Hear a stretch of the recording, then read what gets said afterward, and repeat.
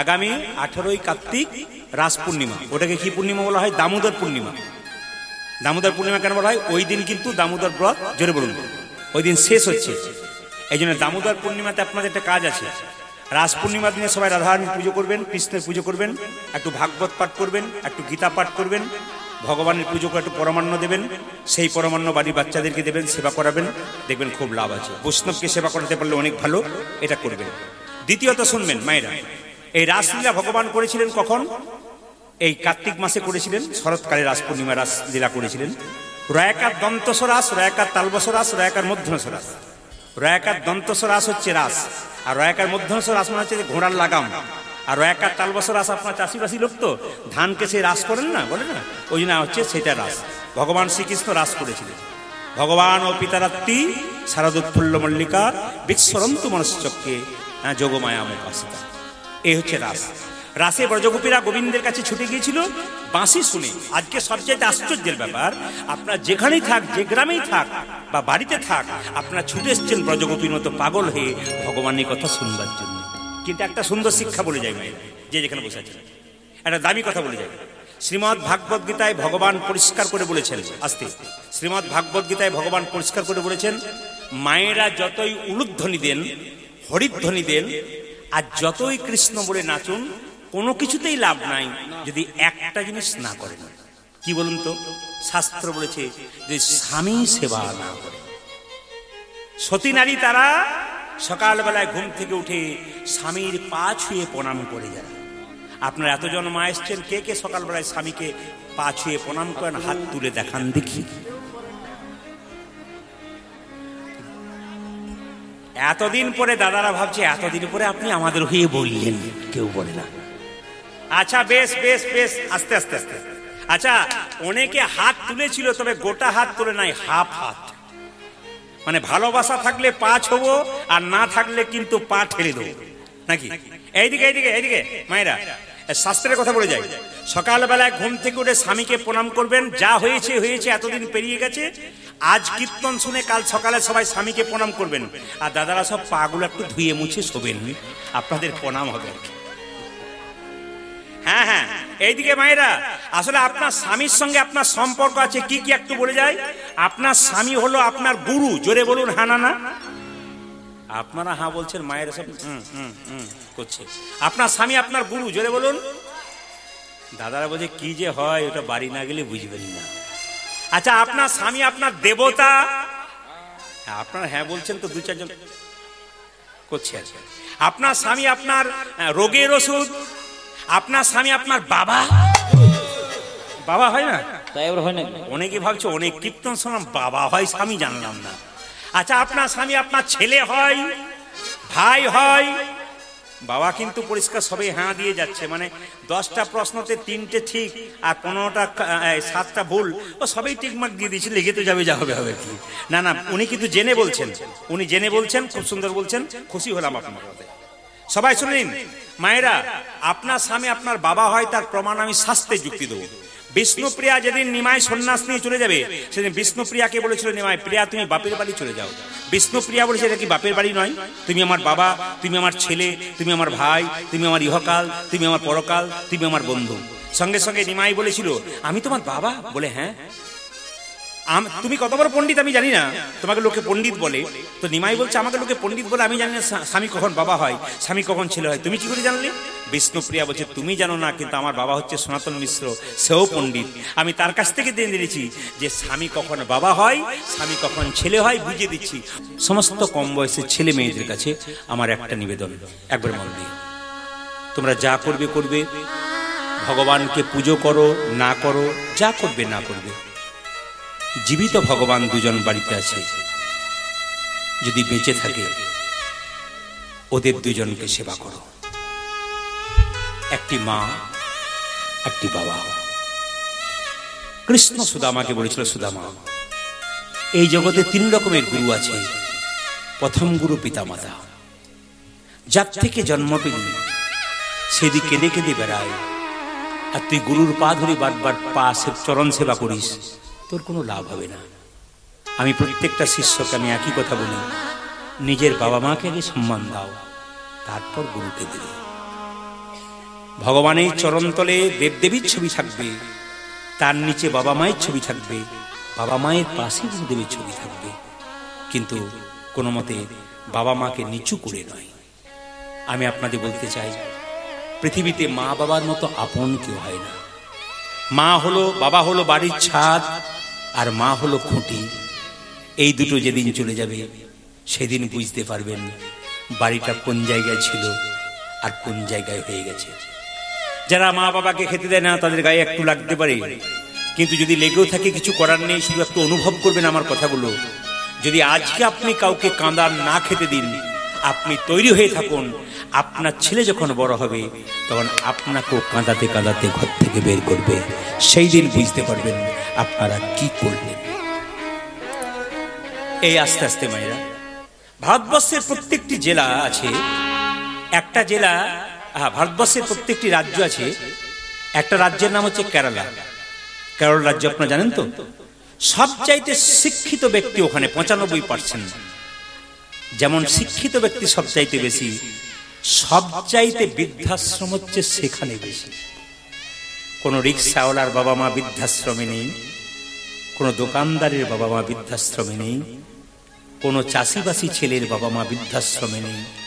যত উচ্চ শিক্ষায় শিক্ষিত হচ্ছি তত বাবা মাকে বৃদ্ধাশ্রমে দাঁড়িয়ে দিচ্ছি।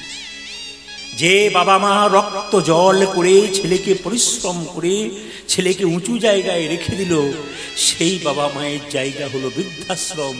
কি শিক্ষা পেলে তোমরা? মনরে কেন করো বিদ্যার গৌরব, স্মৃতিশাস্ত্র ব্যাকরণ নানা ভাষা আলোচন, বৃদ্ধি করি যশের সৌরভ। কিন্তু দেখো চিন্তা করি যদি না বুঝিলে হরি, বিদ্যা তব কেবল রৌরব। মন দিয়ে শুনবেন কথাগুলো। মা বাবার মতো আপন আর পৃথিবীতে কেউ হয় না। একটা মায়ের পেটে একটা বাচ্চা 10 মাস 10 দিন জায়গা হয়, সেই ছেলে বড় হয়ে যখন কলকাতায় ফ্ল্যাট কেনে, আত্মীয় স্বজন শ্বশুর শাশুড়ি সবার জায়গা হয়, শুধু বৃদ্ধ বাবা মায়ের জায়গা হয় না। কি শিক্ষা নিলাম আমরা? সব উচ্চ শিক্ষিত করে না, কিন্তু বেশিরভাগ করে। ওই জন্য বারবার বলবো, কাঁদালে কাঁদিতে হয় এ কথা মিথ্যা নয়। যে যেমন কর্ম করে তার ফল সেরকম ভোগ করতে হয়। বাচ্চাটাকে শব্দ বন্ধ করুন। আপনাদের কাছে নিবেদন রইল, মায়ের কথা যখন বলতে এলাম তখন আপনাদের বলে যায় যে এখানে বসে আছেন, মা হলো মিথ্যেবাদী। আস্তে,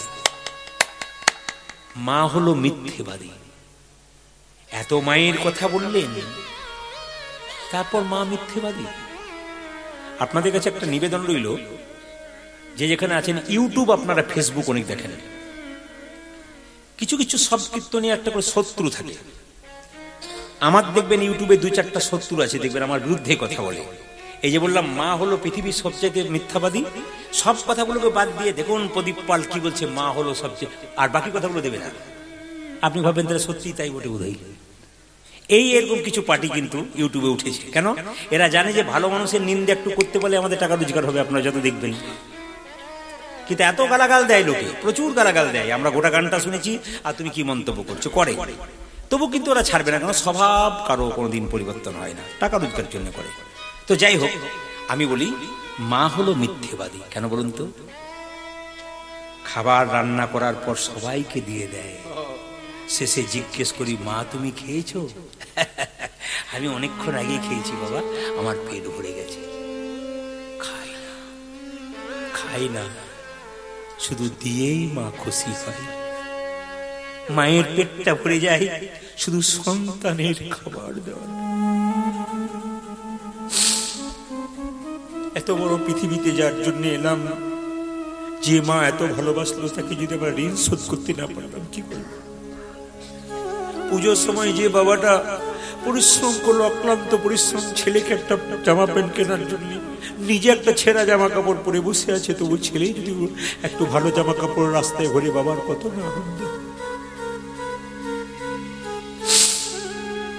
কি শিখলাম কীর্তন শুনে আমরা? এই যে আপনারা কীর্তন শুনছেন, আমার মনে হয় 6টায় আরম্ভ হয়েছে না? পুরো 6টাতে আরম্ভ হয়েছে। এখন বাজছে, হ্যাঁ, ওরা 5:30টায় বসেছে, আমি 6টায় এসেছি। এখন কিন্তু বাজতে চললো 10টা। তার মানে প্রায় 4 ঘন্টার উপরে গান হতে চললো, কিন্তু কিন্তু আপনারা বসে আছেন এইরকম আসর যে আপনারা দেখছেন, এটা প্রতি জায়গাতে দেখতে পাবেন। আমার বাবা মায়ের আশীর্বাদে, আপনাদের আশীর্বাদে প্রতিটি জায়গাতে আমাকে বলতে আপনারা উঠুন, তারপর উঠুন। এই জিনিসটা সব জায়গায় দেখা যায় কেন? অনেকে বলেন আপনার কীর্তনে জীব শিক্ষা পাই, পদাবলী পাই বলে আমাদের মনে হয় একটু শুনলে ভালো, আকাঙ্ক্ষা থেকে যায়। তো বলে যায় মা হলো মিথ্যেবাদী। ছেলে যদি স্কুলে যায়, মা পকেটে 5 টাকার জায়গায় 10 টাকা ভরে দেয়। মা 5 টাকা দরকার, 10 টাকা দিলে কেন? রাস্তায় যদি সাইকেল খারাপ হয়ে যায়, কোন রকম ব্যবস্থা করে আসবি, তোকে দিয়ে দিলাম। মা। মেয়েরা দেখবেন বাপের বাড়ি যায় না। কখন থেকে? যখন থেকে মা বাবা মারা যায়। এবছর ভাইফোঁটার সময় আমার পাশের বাড়ি একটা মেয়ে ভাইফোঁটা দিতে গিয়ে গাড়িতে না চেপে ফিরে আসছে। বললাম তুমি কাঁদছো কেন? কিছু হলো নাকি? তুমি যাচ্ছিলে, ফিরে এলে কেন? দাদা, আমার মা বাবা নেই তো, একটি দাদা বৌদি আছে। আমি ফোনে বললাম ভাইফোঁটা দিতে যাচ্ছি, তা আমার বৌদি আমাকে এমন একটা কথা বললো না, আমি আর যেতে পারলাম না, ঘুরে চলে এলাম। আমার দাদা পর্যন্ত আর ফোন করে ডাকলো না, আমি আর গেলাম না। আর যদি আমার বাবা মা বেঁচে থাকতো, আমি একবারে কারো কথা শুনতাম না, ছুটে গিয়ে চলে যেতাম আমার বাবা মায়ের কাছে। যেদিন থেকে মেয়েদের বাবা মা মারা গেল, সেদিন থেকে বাপের বাড়ির সম্পর্ক অনেকটা দূরত্ব হয়ে গেল। এই ভাইফোঁটার দিন একটা কথা বলেছিলাম আমি, রাখি পূর্ণিমার জন্য সবাইকে বলে রাখি, খুব দামি কথা, খুব শিক্ষামূলক কথা, সবাই শুনবেন। ভাইফোঁটার দিনে একটা কথা বলেছিলাম, আমি মেদিনীপুরে গান করছিলাম ভাইফোঁটার দিনে, তো খুব সুন্দর একটা কথা বলেছিলাম, ওরা খুব প্লিজড হয়েছিল। আমি কথাটা বলি, ভাইফোঁটা হোক আর রাখি পূর্ণিমা হোক, ওই সময় একটা ছেলে একটা মেয়ে মানে ভাই বোন, তো ভাই ছেলেকে ভাইকে ফোঁটা দিচ্ছে, বোন নিয়ে বলছে তোকে ফোঁটা দিলাম দাদা, কিন্তু তোর কাছে একটা জিনিস আমার পাওনা আছে। তো দাদা বলছে কি পাওনা আছে? বলছে কথা দে তুই দিবি। আরে আমি তোর দাদা, আমি দেবো না মানে? আমি নিশ্চয়ই দেবো। বল বল বল বল বল কি চাস তুই? আমি দেবো, বল বল কি চাস? আমি প্রাণ দিয়ে দেবো তোকে, তো আমি উপহার দিলাম, একটা শাড়ি দিলাম, জামা দিলাম, আর কি তাই চাস? বলে আমি ওসব কিছু চাই না, এই ভাই ফোঁটার দিনে তোকে চন্দন দিলাম, শুধু একটা কথা দিয়ে যা, তোর বিবাহের পর মা বাবাকে আলাদা করবি না। আমার মাথায় হাত দিয়ে কথা দে। ভাই দাদা তখন বোনকে বলল তোর মাথায় হাত দিয়ে কথা দিলাম, বিবাহের পর আমি আমার বাবা মাকে কোনোদিন ছাড়া করবো না। তখন ভাই দাদা আবার বোনকে বলল তুই আমাকে একটা কথা দে। বলে কি? তুই তো আমাকে একটা জামা প্যান্ট দিয়েছিস, আমি চাই না, একটা কথা দে। বলে কি? তোর বিবাহের পর আমার মা বাবাকে যেমন ভালোবেসেছিলি, তোর শ্বশুর শাশুড়িকে সেরকম ভালোবাসতে পারবি, আমার মাথায় কথা দে। বলছে যেমন আমার দাদা আমি তার বোন, আমি কথা দিলাম আমার বাবা মাকে যেমন ভালোবেসেছি, সেরকম আমি শ্বশুর বাড়িতে শ্বশুর শাশুড়িকে ভালোবাসবো, আমি কথা দিলাম। আমি গ্যারান্টি দিলাম আপনাদের সামনে, যদি ভাই ফোঁটার সময় বা রাখি বন্ধনের সময় এরকম ভাই বোনের মধ্যে শর্ত হয়, তাহলে ভারতবর্ষে আর কোনো জায়গাতে বৃদ্ধাশ্রম থাকবে না, সব বৃদ্ধাশ্রমে তালা বন্ধ হয়ে যাবে। 100% কথা দিলাম আপনাদের কাছে, সব বৃদ্ধাশ্রমে। তাই মায়ের মতো আপন কেউ হয় না। তুমি যে মা সবে থেকে যাপন, মা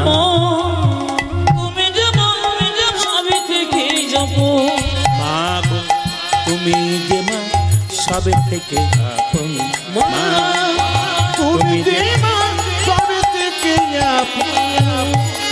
তুমি আকাশ তুমি বাতাস, তুমি তুমি বাতাস, তুমি আকাশ তুমি বাতাস, তুমি বাতাস, তুমি যে ভুবন, তুমি যে মা সবে থেকে আপন, মা তুমি যে মা সবে থেকে আপন, তুমি যে মা সবে থেকে আপন।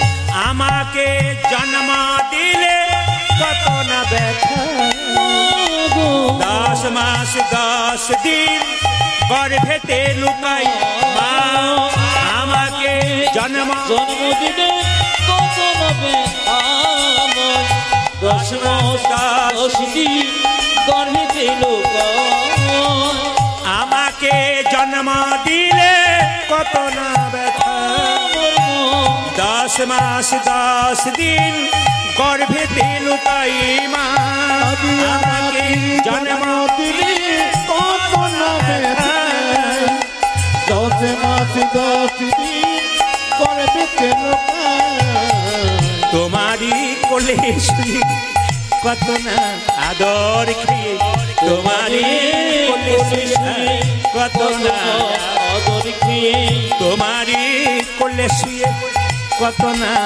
আদর খেয়ে তোমারই কোলে শুয়ে কত না আদর করলে মাগো আমারই যতন মা তুমি যে মা সব থেকে আপন মা তুমি যে মা সব থেকে আপন মা তুমি যে মা সব থেকে আপন।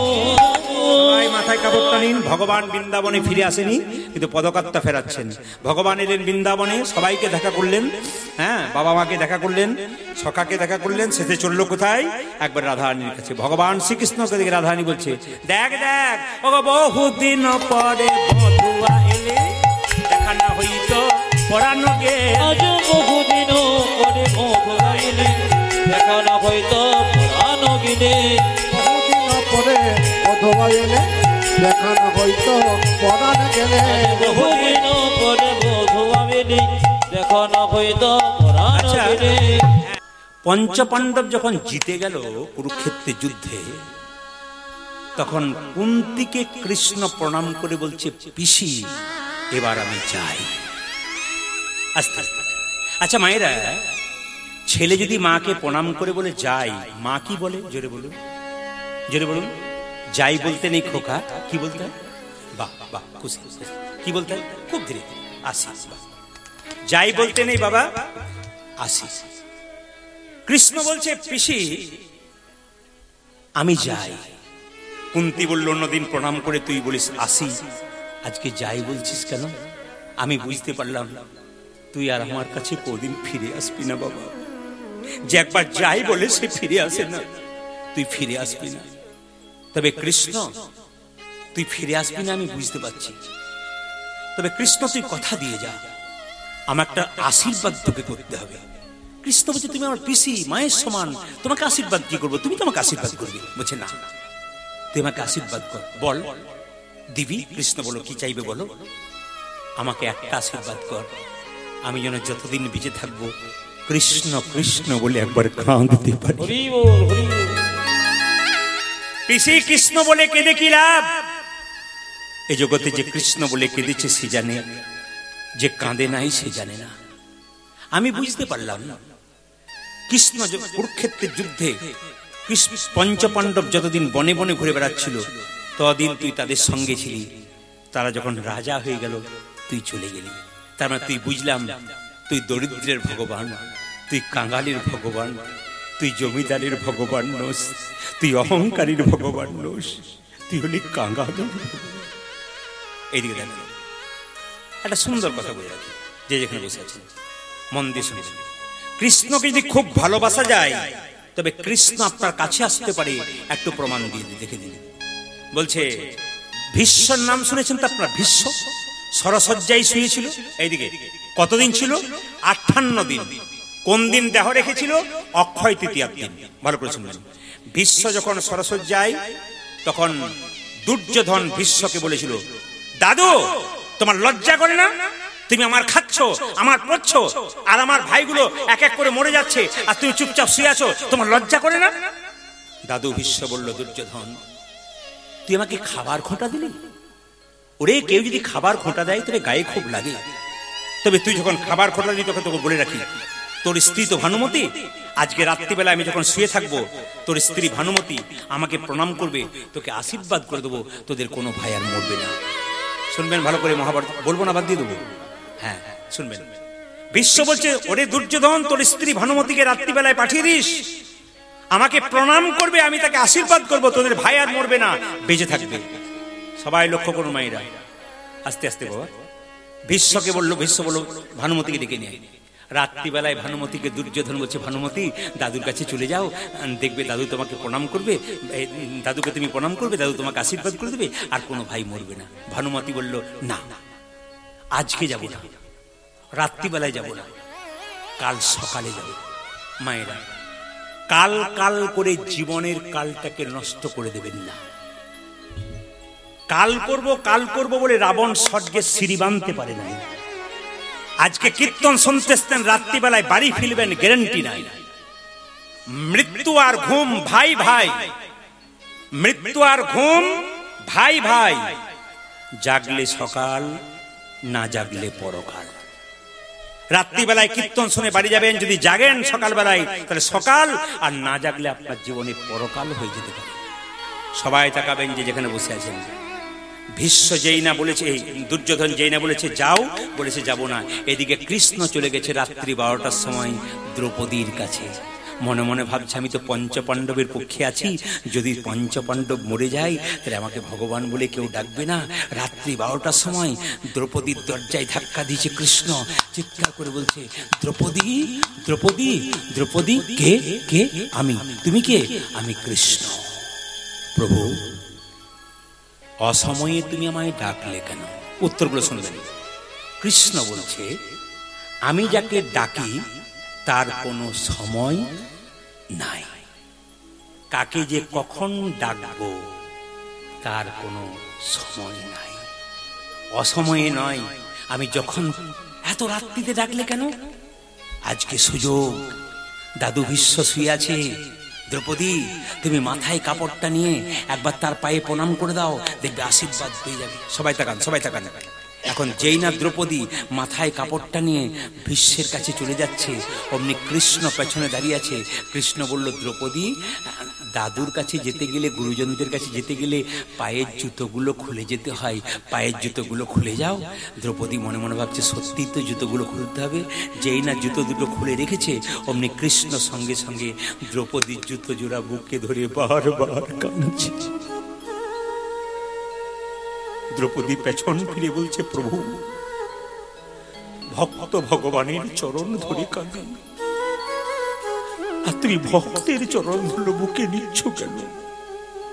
কৃষ্ণ বলছে দ্রৌপদী, জগতে সবাই তোমায় চরণ চায়, আমার চরণ পেয়ে ভক্ত কত খুশি হয় আমি অনুভব করতে পারি না। এই ভগবানের চরণ দুটো ধরে আমি অনুভব করতে, ভক্তের চরণ দুটো অনুভব করতে চাই। ভক্তের চরণ ধুলোতে কত আনন্দ আছে, ভক্তকে ভগবান কত ভালোবাসে। দেখুন দ্রৌপদীকে কৃষ্ণ বলছে কেউ তো আমায় চরণ দেয় না, ওই যে তোমার জুতো জোড়া ধরে আমি বুকে ধরে কাঁদছি। দ্রৌপদী বলল তুমি চাইলেই তোমাকে দিতাম। কৃষ্ণ বলছে দিতে? বলে হ্যাঁ। তোমার পাপ হতো না? বলে না। এ দেহ যদি তোমার হয়, এই চরণটা কি আমার? এ দেহ যদি তোমার, এই চরণটাও তো তোমার। তোমার জিনিস তোমাকে দেবো, তার জন্য আবার দুঃখের কি আছে? ওগো গোবিন্দ, যা কিছু আমার সকলই তোমার, আমারই কেবল তুমি। জীবনে মরণে জনমে জনমে প্রাণনাথ। কীর্তন কেমন জিনিস দেখুন। এখনই হাসছিলেন, এখনই হাতে তালি দিচ্ছিলেন। কীর্তন এরকমই হওয়া দরকার। ভক্ত চোখের জলে ভাসবে, ভক্ত স্টোভ হয়ে যাবে। আমার গুরুদেব আমাকে বারবার বলতেন, তিনি চলে গেছেন শক্তিপদ দাস বৈষ্ণব, প্রথম আমাকে কীর্তন শিখিয়েছিলেন। তখন বেতন ছিল মাত্র 20 টাকা। 20 টাকায় আমাকে কীর্তন শেখাতে আসতেন শীতের রাত্রিতে, বয়স্ক মানুষ। তিনি আশীর্বাদ করেছিলেন আমাকে যে তোর ওই ধার দেখে বুঝলাম জীবনে কিছু করতে পারবি, তবে বাবা একটা কাজ করিস, কৃষ্ণ বলে কাঁদিস, জগতের মানুষকে কাঁদাস, কিছু শিক্ষা দিয়ে যাস যেন চৈতন্য হয়। মহাপ্রভুর মতো তো পারবি না, কিন্তু মহাপ্রভু পথগামী হয়ে মহাপ্রভু যেমন জীবকে উদ্ধার করেছে, একটু কৃষ্ণ কথা বলে জীবকে উদ্ধার করার চেষ্টা করবি। গুরুদেবের আশীর্বাদ ভক্তের মাথায় থাকলে অনেক কিছু হয়। যেদিন তিনি দেহ রাখবেন সেদিন তাকে প্রণাম করতে গিয়েছিলাম, খবর পেয়ে যখন প্রণাম করলাম তখন গুরুমা বললেন যে তোর বাবা এতদিন উঠতে পারেনি, কিন্তু তোকে দেখে খালি নড়াচড়া করছে। আমি গেলাম, আমার মাথাটাকে এরকম করে ধরে মুখটাকে এরকম করে চোখের জলে ভাসলো। আমি বাড়ি ফিরে এলাম, শুনলাম বিকালবেলায় গুরু বাবা চলে গেলেন। কিন্তু তিনি যে সম্পদ দিয়ে গেলেন, তিনি একজন বিখ্যাত কবিয়াল ছিলেন এবং তিনি বিখ্যাত বাজুয়ে ছিলেন, খোল কপলবাদক, এবং তখনকার দিনে 4 ক্লাস পড়া ছিল। কিন্তু এত সুন্দর সংস্কৃত বলতাম যে আমি বাংলা পড়াশোনা করেও আমি কিন্তু কিছু উদ্ধার করতে পারতাম না। তিনি এত সুন্দর বলতেন, চোখ দুটো মুজে মুজে। এত জ্ঞানী মানুষ, তিনি আমাকে দিয়ে গেছেন অনেক কিছু, আমি সব নিতে পারিনি, কিন্তু যতটুকু পেরেছি আপনাদের আশীর্বাদে। আজকে শুধুমাত্র পশ্চিমবাংলায় নয়, পশ্চিমবাংলার বাইরে, দেশে দেশে, আমি আগেই বললাম আগামীকাল আমি বহু দূরে যাত্রা করব। আমি কোনোদিন যাইনি বিশাখাপত্তনম পেরিয়ে দণ্ডকারণ্য, মানে রামচন্দ্রের গুরুদেবের জায়গা, সেই যেখানে রামচন্দ্রের গুরুদেব বাস করতেন সেখান থেকে হ্যাঁ হ্যাঁ হ্যাঁ ওই জায়গাতে আমি যাব। তখন কথা হচ্ছে যে আশীর্বাদ করবেন, ওখান থেকে সে আবার কলকাতায় গান করে ফ্লাইট ধরে আবার আসাম যাব, গুয়াহাটি। তো আমাদের প্রচুর দূরে দূরে যেতে হয়, প্লেনে যেতে হয়, ট্রেনে যেতে হয়, 4 চাকাতেও যেতে হয়। আপনাদের আশীর্বাদ ছাড়া এত দূর দূরান্ত যেতে পারি না। আগামীতে ভবিষ্যতে অনেক বিদেশ থেকে কল আসে, কিন্তু আমরা সময় দিতে পারি না, এদিকে প্রচুর চাপ বলে যেতে পারি না। তো যাই হোক, আপনাদের আশীর্বাদ থাকলে নিশ্চয়ই যেতে পারবো। শুধু একটা কথা আপনাদের বলতে চাই, যেই না দ্রৌপদী এই কথাটা বলেছে, দ্রৌপদী ভেতরে ঢুকেছে, আর সঙ্গে সঙ্গে দাদু ভীষ্মকে প্রণাম করে দিয়েছে, আর সঙ্গে সঙ্গে বললো, হ্যাঁ কি বললো, তো স্মৃতি সিঁদুর দীর্ঘায়ু হোক। যেই না দীর্ঘ হোক বলেছে, আর দ্রৌপদী মাথার কাপড়টা খুলে বলল, দাদু। দ্রৌপদী তুই? আমি। ভানুমতির আসার কথা তুই কি করে জানলি? তুই এই গোপন কথা কি করে জানলি? দুর্যোধন জানে আর ভানুমতি জানে, তুই কি করে জানলি? দ্রৌপদী বলল, দাদু এই জগতে গোপনে যতই ঘটনা ঘটুক, কেউ জানুক আর না জানুক, কৃষ্ণ জানে, সে আমাকে ডেকে এনেছে। ভীষ্ম বলল, কৃষ্ণ কই? তোমার দরজায় এলো না কেন? দ্রৌপদী বলল, কৃষ্ণ সবার দরজায় দাঁড়িয়ে আছে, যে তাকে ডাকে তার বাড়ি যায়, যে তাকে ডাকে না তার বাড়ি। কৃষ্ণ সবার দরজায় দাঁড়িয়ে থাকে বাবা, যদি ডাকার মতো কেউ ডাকতে পারে তবে তার বাড়ি যায়, যে ডাকতে পারে না সে শুধু চোখের জল। ভগবান বলল, কিচ্ছু দরকার নেই, শুধু একটু কৃষ্ণ বলে কাঁদো বাস, তুমি কাঁদলেই আমি খুশি হয়ে যাব, শুধু প্রাণ ভরে দাও, আমার নাম করো, আমি খুশি হয়ে যাব। দাদু ভীষ্ম যেই না কৃষ্ণকে ডেকেছে, কৃষ্ণ, কৃষ্ণ গিয়ে বলল, ভীষ্ম? বলে হ্যাঁ। বলে কি চাও? শুধু জানতে চাই তোমার কাছে আমি যে তীরবিদ্ধ স্বরবিদ্ধ হয়ে শুয়ে আছি, আমি তো কোনো পাপ করি নাই। বলে দাদু তোমার 7 জন্মের কথা মনে করো। বলে 7 জন্ম মনে করলাম, আমি কোনো পাপ করি নাই। 8 জন্মের কথা মনে আছে? বলছে আমার মনে নাই, তবে 8 জন্মে তুমি ছিলে একজন রাজপুত্র, তুমি খুব অহংকার ছিল, বেতের লাঠি নিয়ে রাস্তা দিয়ে ঘুরে বেড়াতে।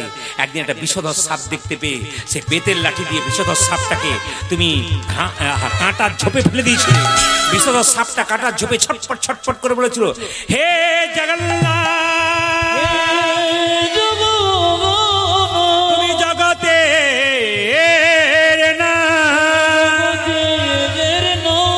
বিচার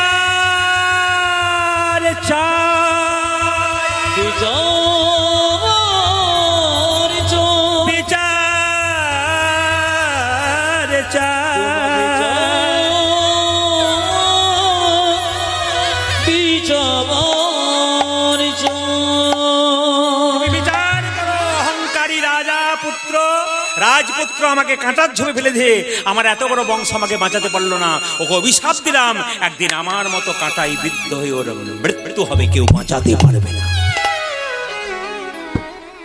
এই জন্মে যেমন কর্ম করবেন, পরের জন্মে সেই ফল আপনি পাবেন। ব্যাংকে 50,000 টাকা জমা দিলে 10 বছর পর ডবল হবে। আপনি কাউকে একটা খারাপ কথা বলবেন, ওটা ব্যাংকে জমা রইল, আপনার যখন ঠিক সময় আসবে ওটা ডবল হয়ে আপনার কাছে ফিরে আসবে। তাই কাউকে এমন কিছু কথা বলবেন না যে কথাতে সে আঘাত পাবে, আজকে সে কাঁদবে, তুমি হাসবে, কিন্তু ডবল হয়ে যেদিন ফিরে পাবে সেই দিন বুঝতে পারবে তোমার কি হবে। ভগবান শ্রীকৃষ্ণকে বিন্দে যাচ্ছে আনতে, সবাই লক্ষ্য করুন, যেই না বিন্দে গেছে অমনি সঙ্গে সঙ্গে কৃষ্ণ, সবাই কথাগুলো শুনবেন, কৃষ্ণ বলছে, কে তুমি? কে তুমি? বিন্দে বলছে, আমি বৃন্দাবনে বাস করি, বনে বাস করি নিরবধি। বলছে কি নাম তোমার? তখন সঙ্গে সঙ্গে বিন্দে বলছে, কি জানি দেশেতে, কি জানি গ্রাম, কি জানি রাজার, কি জানি নাম, কি জানি হয়তো কাহারও দাসী, এখানে এসে সব ভুলে গেছি। দেখুন কেমন খোঁচা দিচ্ছে, কৃষ্ণ তো সব ভুলে গেছে বৃন্দাবন থেকে মথুরা এসে। ওই জন্য কৃষ্ণকে বলছে, বিন্দে দুতি আমি কোথা থেকে এলাম তুমি জিজ্ঞেস করছো? একটা উত্তর, কি জানি দেশেতে, কি জানি গ্রাম, কি জানি রাজার। মাথুর গানে কি ছন্দ দেখুন, কি জানি দেশেতে, কি জানি গ্রাম, কি জানি রাজার, কি জানি নাম, কি জানি হয়তো কাহারও দাসী, এখানে এসে সব ভুলে গেছি। তখন ভগবান কৃষ্ণ বলছে, চুপ করো, বলে কেন? এক স্থান থেকে কেউ যদি যায় অন্য স্থানে, পূর্বের কথা কি তারা নাহি থাকে মনে? এক জায়গা থেকে অন্য জায়গায় গেলে কি মনে পড়বে না? আমি আজকে তো বাড়ি থেকে এসেছি, এখন যদি বলেন কোথা থেকে এসেছি, আমি যদি কলকাতা থেকে বলে দিই, তারপরে মাথা খারাপ হয়ে গেছে। তার তোমার ভুলে গেছো কেন? ভগবান শ্রীকৃষ্ণকে বৃন্দে বলেছে, আপনার মথুরাপুরীতে আছে এক অদ্ভুত ক্ষমতা, এখানে যেই এসেছে সেই ভুলেছে পূর্বের কথা, আমি একা নই, তুমিও। কৃষ্ণ বলছে তোমার সঙ্গে সঙ্গে বৃন্দে বলছে তোমার নাম কি? কৃষ্ণ মনে মনে ভাবছে কোনো পুরুষ মানুষ সাহস পায় না নাম জিজ্ঞেস করতে, মেয়ে হয়ে জিজ্ঞেস করছে, উল্টো বলি তোমার নাম কি? বৃন্দে বলছে। কৃষ্ণ বলছে আমার নাম কৃষ্ট। কৃষ্ট বলছে তুমি কোন কৃষ্ট? উৎকৃষ্ট, প্রকৃষ্ট না নিকৃষ্ট? কৃষ্ণ মনে মনে হচ্ছে চেনা জানা কেউ হবে না, খোঁচা মারছে কেন? বলছে আমার নাম কৃষ্ণ না, আমার নাম কৃষ্ণ। তোর বৃন্দে বলছে কৃষ্ণ যদি তোমার নাম হয় তবে তুমি বৃন্দাবনে নেই কেন, এখানে কেন রয়েছে? কৃষ্ণ তো জগৎময়। কৃষ্ণ বলছে বেশ চালাক মেয়ে বটে তো, খোঁচা দিয়ে বলছে আমার নাম কৃষ্ণ নয়, আমার নাম কৃষ্ণ নয়, আমার নাম মদন মোহন। তখন বৃন্দে বলছে রাধা বামে যতক্ষণ, কৃষ্ণ মদন মোহন, তোমার রাধা কই? তোমাকে চেনা চেনা লাগছে, তোমাকে চিনতে পারছি না। বৃন্দে বলছে চিনবে কি করে, ভিখারিনী বেশে থাকি, চিনবে কি হে আকাশে ভিখারিনী বেশে থাকি, চিনবে কি হে আকাশে? আর না চেনারই কথা, ভিখারিনী চিনবে কি হে আকাশে? আজ ভিখারিনী বেশে থাকি, চিনবে কি রে বাতাসে? গানে পড়িয়ে দেবো তোমাকে। পরে কি না পরে মনে মধুরসী বৃন্দাবন, তোমার পরে কিনা পরে বনে, মধুরসী বৃন্দাবনে। বলবো নাকি? এত সব বসে আছে, বলবো নাকি? তুমি একজনকে পা ধরেছিলে, বলবো পরে কি না পরে মনে মধুরসী বৃন্দাবন। আজ পরে কিনা পরে মনে মধুর বৃন্দাবনে। আবার ধরে রাধার শ্রীচরণে গোবিন্দ গে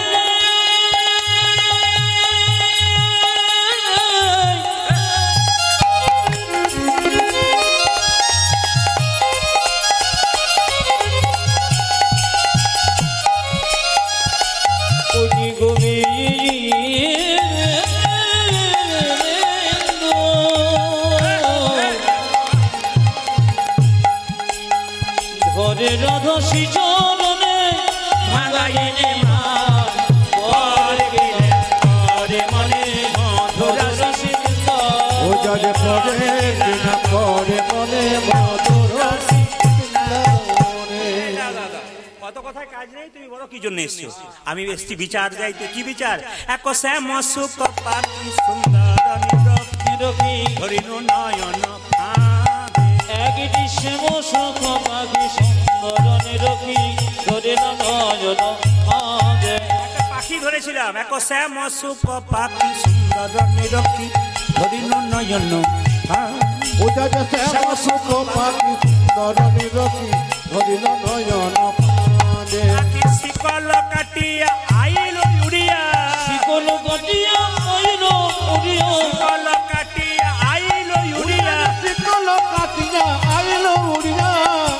কবি যা রেখেছে আমার কবি যা লিখেছে ধরে গো, আমার কবিতা রেখেছে ধরে গো। আমার কবি যা লিখেছে ধরে গো, যারে কবিতা রেখেছে ধরে গো। আজ কবি যা লিখেছে ধরে। এই যে রাজা বলে পাবো কি নাহি, পাবো কে নাহি, পাবো কি না হে। আরে পাবো কিনা ওই যে রে। বিচার করে বলে দাও পাবো কি না হে। বিচারি কোনে বলে দাও পাবো কে নাহি। এই যে বিচার হচ্ছে, বিচার হচ্ছে, বিচার হচ্ছে, বিচার হচ্ছে। আচ্ছা মায়েরা কিছু মনে করবেন না, এক জায়গায় বিচার হয়, আপনার একটু বলবেন। একটা জায়গাতে আমরা বিচার করতে যাই, বিচারের জন্য যাই, তখন কিন্তু একটা জিনিসে হাত দিয়ে বলি, যাহা বলিব সত্য বলিব। বাহ, দেখেছেন কেমন? আচ্ছা কোথায় একটু জায়গাটা বলবেন, যাহা বলিব সত্য বলিব। সত্য এর আগের জন্ম থেকে কোটে যাওয়া অভ্যাস আছে, কারণ এ সব জানে। দেখুন আপনার বলাকে কোটে বলছে, তার মানে আগের জন্ম থেকে যাওয়া অভ্যাস আছে। খুব ভালো, খুশি, আশীর্বাদ করি, ভালো থাক। মায়েরা কি বলছে? এক জায়গাতে বলে কি, যাহা বলিব সত্য বলিব, সত্য ছাড়া মিথ্যা বলিব না। কোথায় বলে? কোটে বলে না? হ্যাঁ, আচ্ছা বলুন তো, ওইটার ভেতরে একটা জিনিস থাকে, আপনার তো হচ্ছে গীতা, এক জায়গায় বলেছিলাম এই এই এই লাল কাপড়ের ভেতরে বাঁধা থাকে ওটা কি বলুন তো, একটা আসলে একজন বলছে যন্ত্র টন্ত্র কিছু একটা হবে বোধ হয়, মানে কিছুই বুঝে না আর কি। কিন্তু গীতাটাকে হাত দেওয়ার পরে দেখবেন ঝুড়ি ঝুড়ি মিথ্যা বলতে শুরু করে, বলে না এ বিচার চাই বিচার চাই, বলে বিচার তো করবো, বলো পাখি ধরেছিলে কোথায়, ফাঁদে ধরেছিলাম, বলে কোথায় ফান ছিল আর কোথায় পাখি ছিল, পাখি ছিল কদম্ব ডালে, পাখি ছিল কদম্ব ডালে, পাখি ছিল কদম্ব ডালে, পাখি ছিল কদম্ব ডালে। পাখি তো কদম্ব ডালে, ফাঁদ কোথায় ছিল, ফাঁদ ছিল যমুনার কোলে, পাখি ছিল কদম্ব আজ ডালে। ফাঁদ ছিল যমুনা কুলে, পাখি ছিল কদম্ব ডালে। আচ্ছা আচ্ছা, ফাঁদে কিছু দিতিস তবে তো আসতো, ফাঁকে কিছু দেবে তবে তো পাখি আসবে, কি ফাঁদে দিতে, আমরা হাস্য সুধা নিধি দিতাম, আশ্বসদানে বেদিত, হাস্য সুধা নিধি দিতাম, আমরা হাস্য সুধা নিধি দিতাম। যে মৃদু মৃদু চেয়ে থাকতাম, হাস্য সুধা নিধি দিতাম। আমরা মৃদু মৃদু চেয়ে থাকতাম, আশ্বসদানে বেদিত। কোনো বুলি বলতো, হ্যাঁ পাখি বলতো রাধা বলি, পাখি বলিত রাধা বলে, পাখি বলতো রাধা বলি, পাখি বলিত রাধা বলে। কখন বলতো, যখন দিতাম করতালি, পাখি বলতো রাধা বলি। আমরা যখন দিতাম করতালি, পাখি বলিত রাধা বলে। এইবার বিচার করে বলো, রাই পাবে না কবিতা পাবে, পাখি রায় পাবে না কবিতা পাবে, এই যে, রাই পাবে না কবিতা পাবে, পাখি রায় পাবে না কবিতা পাবে। যে বিচার করে বলে দাও হে, রাই পাবে না কবিতা পাবে, মহারাজ বিচারি করে বলে দাও গে, যে রাই পাবে না কবিতা পাবে, বিচার বিচার করে বলে দাও হে, রায় পাবে না কবিতা পাবে। বিচার করে বলে দাও হে, রায় পাবে না কবিতা পাবে। কৃষ্ণ তো গড়াটা ছাড়লো। আচ্ছা বিচার বিচার করি, পাখি হলো ভগবানের সৃষ্টি। হ্যাঁ, দুবরাজপুর থেকে যদি বীরকিচাতে আসে পাখি, এখানে লোকে ধরবার অধিকার আছে, এখান থেকে যদি বোলপুর যায় ওখানে ধরবার অধিকার আছে। পাখি হলো ঈশ্বরের সৃষ্টি, ভগবান বলছে, কৃষ্ণ বলছে।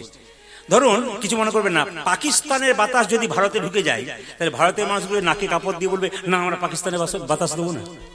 কিংবা ভারতবর্ষের জল যদি সিন্ধু নদ দিয়ে একবারে প্রবেশ করে দেয় আপনার পাকিস্তানে, তাহলে বলবে আমরা ভারতবর্ষের জল নেবো না, চাষ করবো না, বলবে কি? সবার অধিকার আছে। সুতরাং পাখির কোনো ব্যাপার নেই, পাখি যেখানে যাবে সেখানেই ধরা পড়তে পারে। ওই যে তোমাদের রাজ্যে যে রানী সেই কবজা পাখিটাকে ধরে রেখেছে, তোমাকে চেনা চেনা লাগছে, তুমি কে? বলছে আমি বৃন্দাদূতি, আমায় চিনতে পারছো না? বলো বলো বৃন্দে বৃন্দাবনের কে কেমন আছে? এইবার সবাই প্রেমের কথাগুলো শুনবেন। বলো বলো বৃন্দে বৃন্দাবনের কে কেমন আছে? আস্তে আস্তে, এক স্থান থেকে কেউ যদি যায় অন্য স্থানে, পূর্বের কথা তার নাহি থাকে মনে। আস্তে আস্তে, এক স্থান থেকে কেউ যদি যায় অন্য স্থানে, পূর্বের কথা তার নাহি থাকে মনে। তো সবাই লক্ষ্য করুন, যেই না বলেছে যে তুমি এলে কেন, তুমি যে বললে আজ যাব কাল ফিরে আসবো, ভগবান বলছে কি করে আসবো?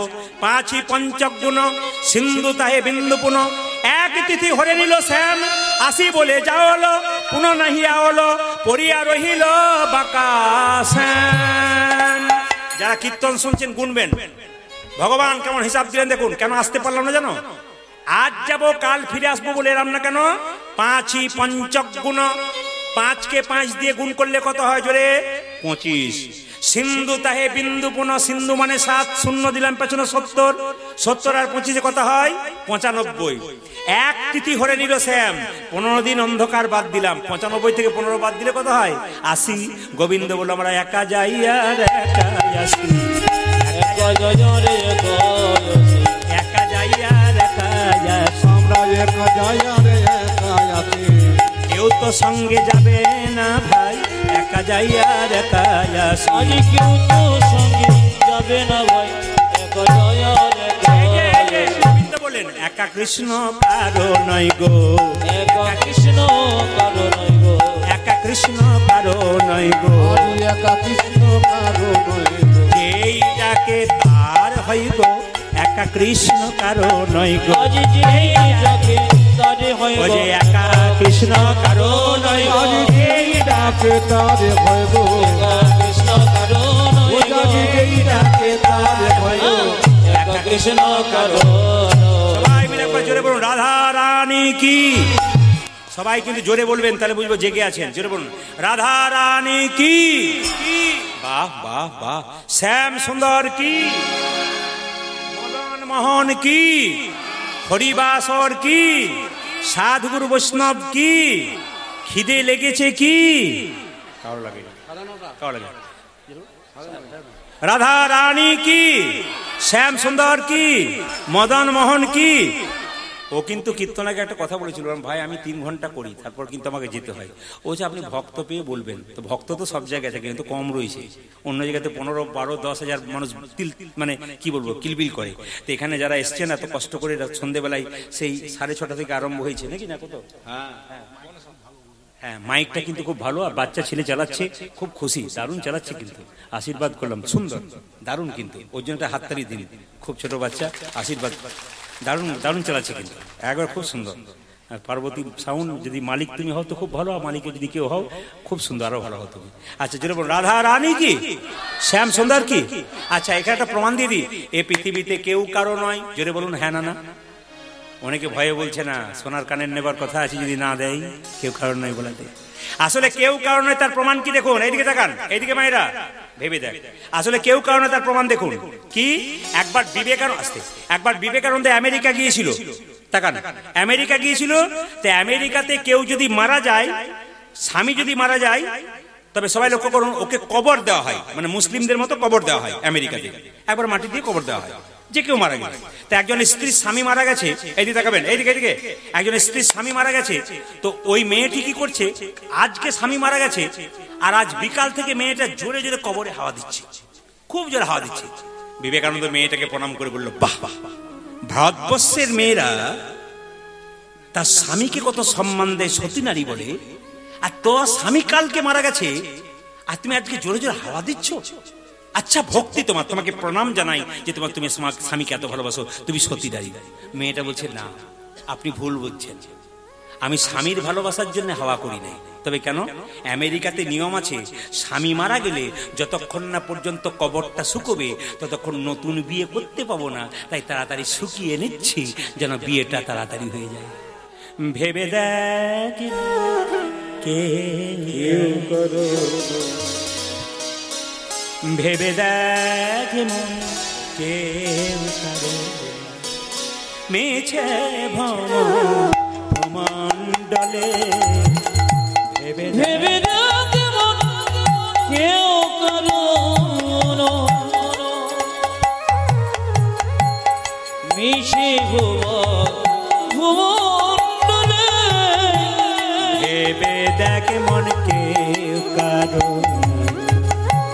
মেছে ভ্রমণ্ডলে, আজ ভেবে দেখ মনে কেউ কারো নয়, মিঠে ভ্রমণ্ডলে, ভেবে দেখ মনে কেউ কারো নয়। ভুলো না দক্ষিণা কালিয়া, বদ্ধ হয়ে মায়া জালে, আজ ভুলো না দক্ষিণা কালে, বদ্ধ হয়ে মায়া জালে, ভুলো না দক্ষিণা কালী, বদ্ধ হয়ে মায়া জালে, ভেবে দেখ মনে কেউ কারো নয়, মিশে ভ্রমণ্ডলে, ভেবে দেখ মন কেউ কারো মিশে ভুবনে, ভেবে দেখ মন কেউ কারো যার জন্য মর ভেবে, সে কি তোমার জন্য ভাবে, যার জন্যে মোর ভেবে, সে কি তোমার জন্যে হবে, যার জন্য ভেবে,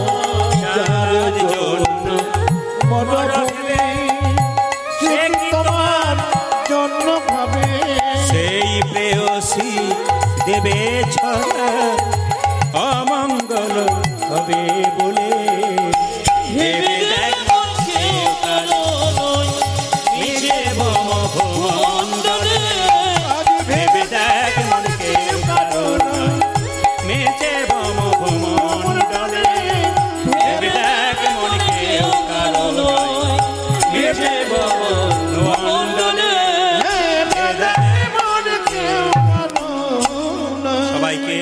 সবাইকে করজোরে বললাম একটু মাথা নিচু করে প্রেম সে বসুন।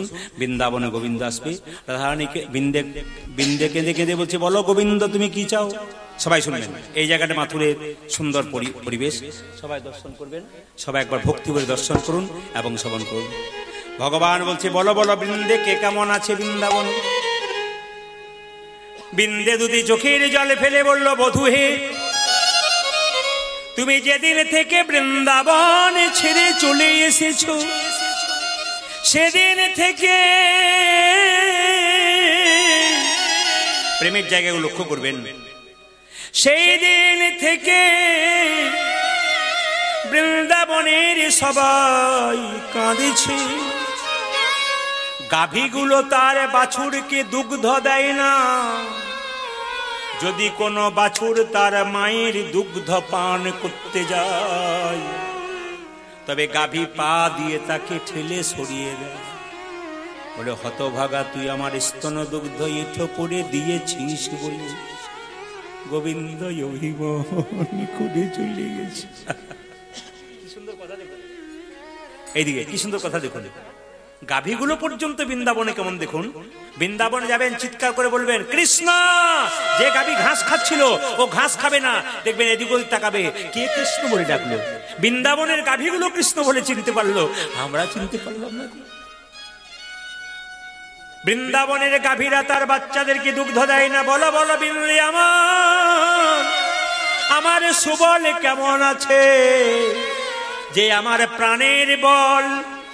কেঁদে কেঁদে বিন্দে বলছে, যেদিন থেকে তুমি বৃন্দাবন ছেড়ে চলে এসেছ তোমার সুবল তোমার ছবিটা এঁকেছে, তোমার চরণ দুটো আঁকে না।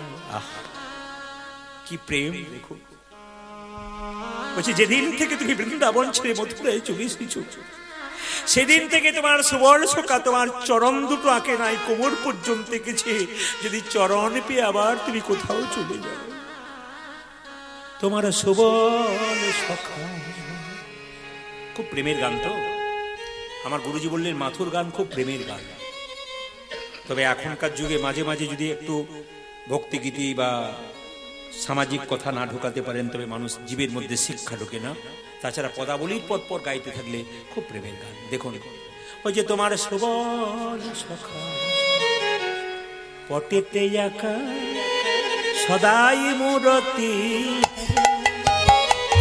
তোমার সুবল সখা পটেতে আঁকা সদাই মূরতি, তোমার সুবল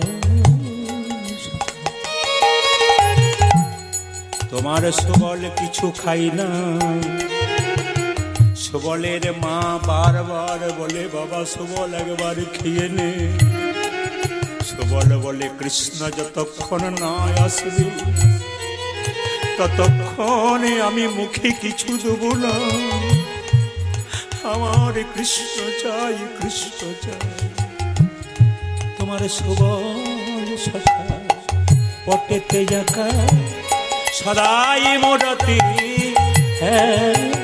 ও তোমার সুবল সখা পটেতে আঁকা সদাই মূরতি।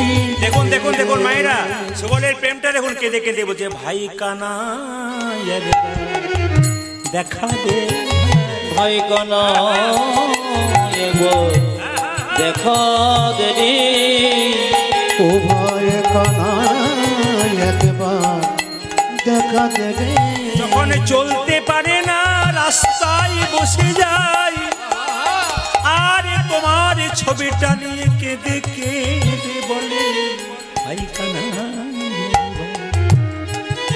দেখা দে, হয় কানাই গো দেখা দেরি সুবল সখা কেঁদে বলে কানাই একবার দেখা দে ভাই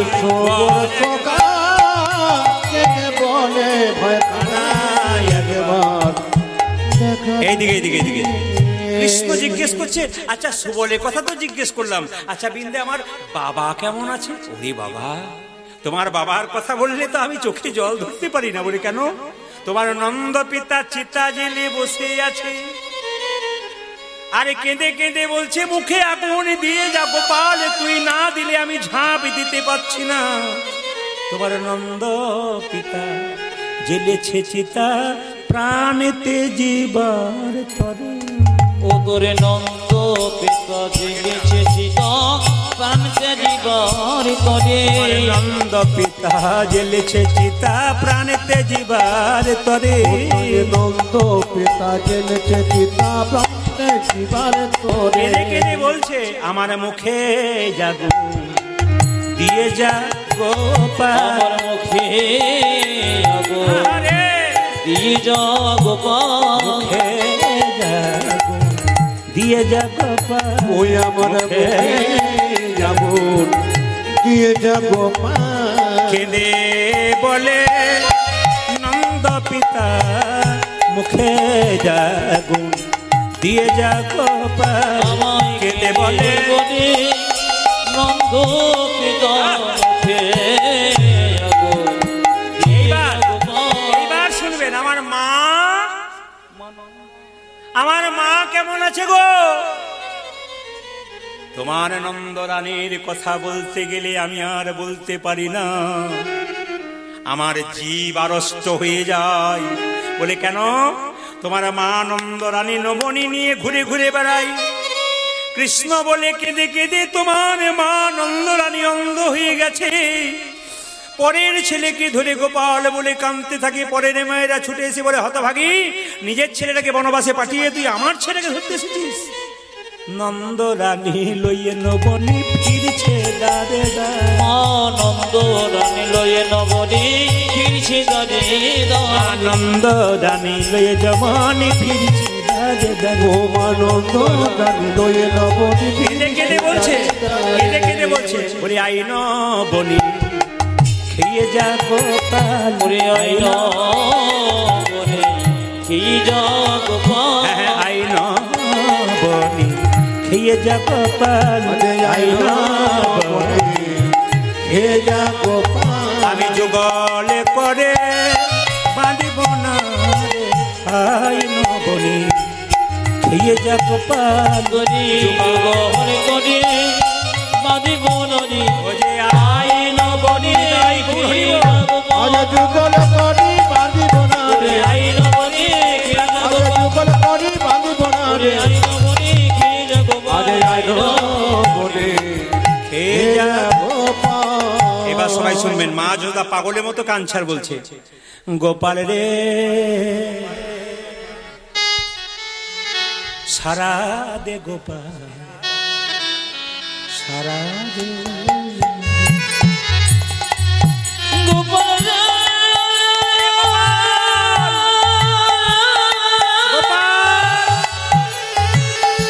সরদে গোপাল সরদে সারা দে গোপাল সারা দে গোপাল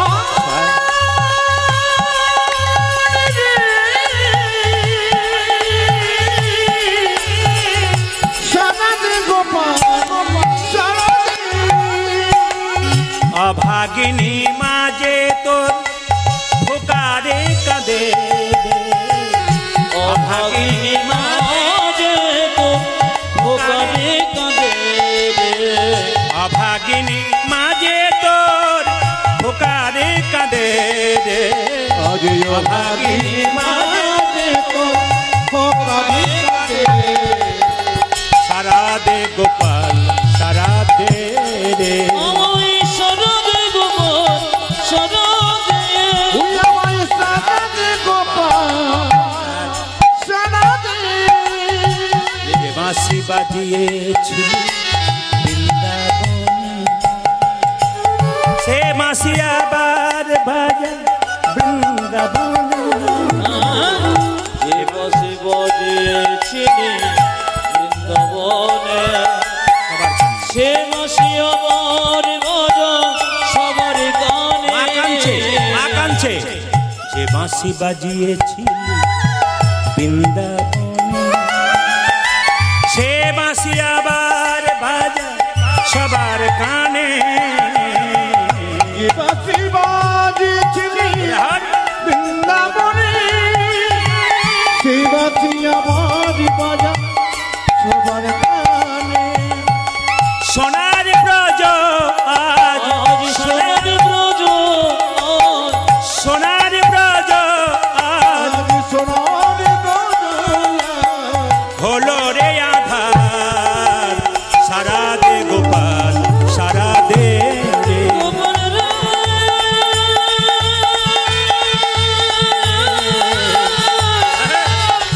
সারা দে গোপাল, সারা দে। গোপাল সারা দে গোপাল সারা দে। আমায় সারা দে গোপাল, সারা দে। গোপাল সারা দে গোপাল সারা দে। আমাকে একজন ভক্ত বলেছিল শুভদীপকে দিয়ে যে ছট পূজার দুটো বর্ণনা করে দেবেন। একটু বলে দিই ছট পূজার, মানে অনেকে বর্ণনা বলছে, 2 মিনিট বলে দেবো, শুনেন একবার মন দিয়ে। 2 মিনিট, এই সমস্ত মিলনের জায়গা তো, এই জায়গাটা একবারে প্রেম সে থাকবেন, সবাই মন দিয়ে। ছট পূজা হচ্ছে আগামী কত তারিখ? আগামী 9 তারিখে ছট পূজা। আচ্ছা মায়েরা, ছট পূজা মানে কি বলুন তো? সূর্যদেবের পূজা। সূর্যদেবের দুটো স্ত্রী, একটা হচ্ছে উষা, একটা প্রত্যুষা, এর পুজো হয়। আবার অনেকে বলে সূর্যদেবের যে 6টা রশ্মি তার পুজো হয়। এই 4 দিন ধরে পুজো হয়। প্রথম দিন দেখবেন যারা ব্রতী তারা দেখবেন গোটা ঘর বাড়ি পরিষ্কার করে এবং যে ঘাট পর্যন্ত যায় সেটা পরিষ্কার করে, সেদিন তারা নিরামিষ খায়। দ্বিতীয় দিন সারাদিন পুজো করে সন্ধ্যাবেলায় তারা একটু প্রসাদ পায়। আর তৃতীয় দিন সূর্যাস্তের সময় সূর্যকে অর্ঘ্য নিবেদন করে। আর চতুর্থ দিন একবার ভোরবেলাতে সূর্য ওঠার আগে সূর্যদেবকে প্রণাম করে। ছট পূজা আপনারা সবাই করবেন এবং ছট পূজা পালন করবেন। সূর্যদেবের পূজা এটা শুধুমাত্র উত্তরপ্রদেশে চালু হয় তা নয়, নেপালেও পর্যন্ত হয়, বাংলাদেশে হয়, বহু জায়গাতে ছট পূজা হয়। আপনারা দেখতে পাবেন পুকুর বা নদীতে, খুব সমারোহের সঙ্গে হয়। তো আসুন, আমরা সূর্য পূজা মানে হচ্ছে ছট পূজা, আর মা ষষ্ঠী পূজাও বলা হয়, মা লক্ষ্মীর পূজাও বলা হয়। হ্যাঁ হ্যাঁ হ্যাঁ, ঠিক ঠিক। তো এই পূজা আপনারা করবেন। সবাই একটু মাথায় কাপড়টা নিন, ভগবান ফিরে আসছে। একবার প্রেম সেই করজোরে বসুন। ওগো বহুদিন পরে মধুয়া এলে, দেখা না হইতো পরানো গেলে। আজ বহুদিন পরে মধুমাইলি, দেখা না হইতো পরানো গেলে। দেখা হতো না, দেখা হতো না, দেখা হতো না, আজ দেখা হতো না। এ পরাণ গেলে আর দেখা হতো না। পরাণ গেলে আমার দেখা হতো না। এতে সহিল অবলা বলে, ফাটিয়া যাইতো পথানো হলে। আজ এতে সহিত অবলা বলে, থাকিয়া যায় তো পাশানো বলে। ফেটে যেত রে, আজ ফেটে যেত রে, ফেটে যেত রে, ওটা যে ফেটে যেত রে। এ পাষাণে হলে পরাণ ফেটে যেত রে। আজ পাশানে হলে পরাণ ফেটে যেত রে। কোকিলাই আসিয়া করুক গান, ময়ূর আসিয়া ধরুক তান। আজ কোকিলায় আসিয়া করুক গান, খবর আসিয়া ধরুক তান। গগনে উদয় হউক চন্দ, পবন বহুক মন্দ মন্দ। আজ গগনে উদয় হউক চন্দ, পবন বহুক মন্দ মন্দ। উদয় হও হে, উদয় হবে, উদয় হও হে, উদয় হোক ও যে চন্দ্র আসি উদয় হও হে। চন্দ আসি মায়েরা হবে। সবাই করজোরে বসুন।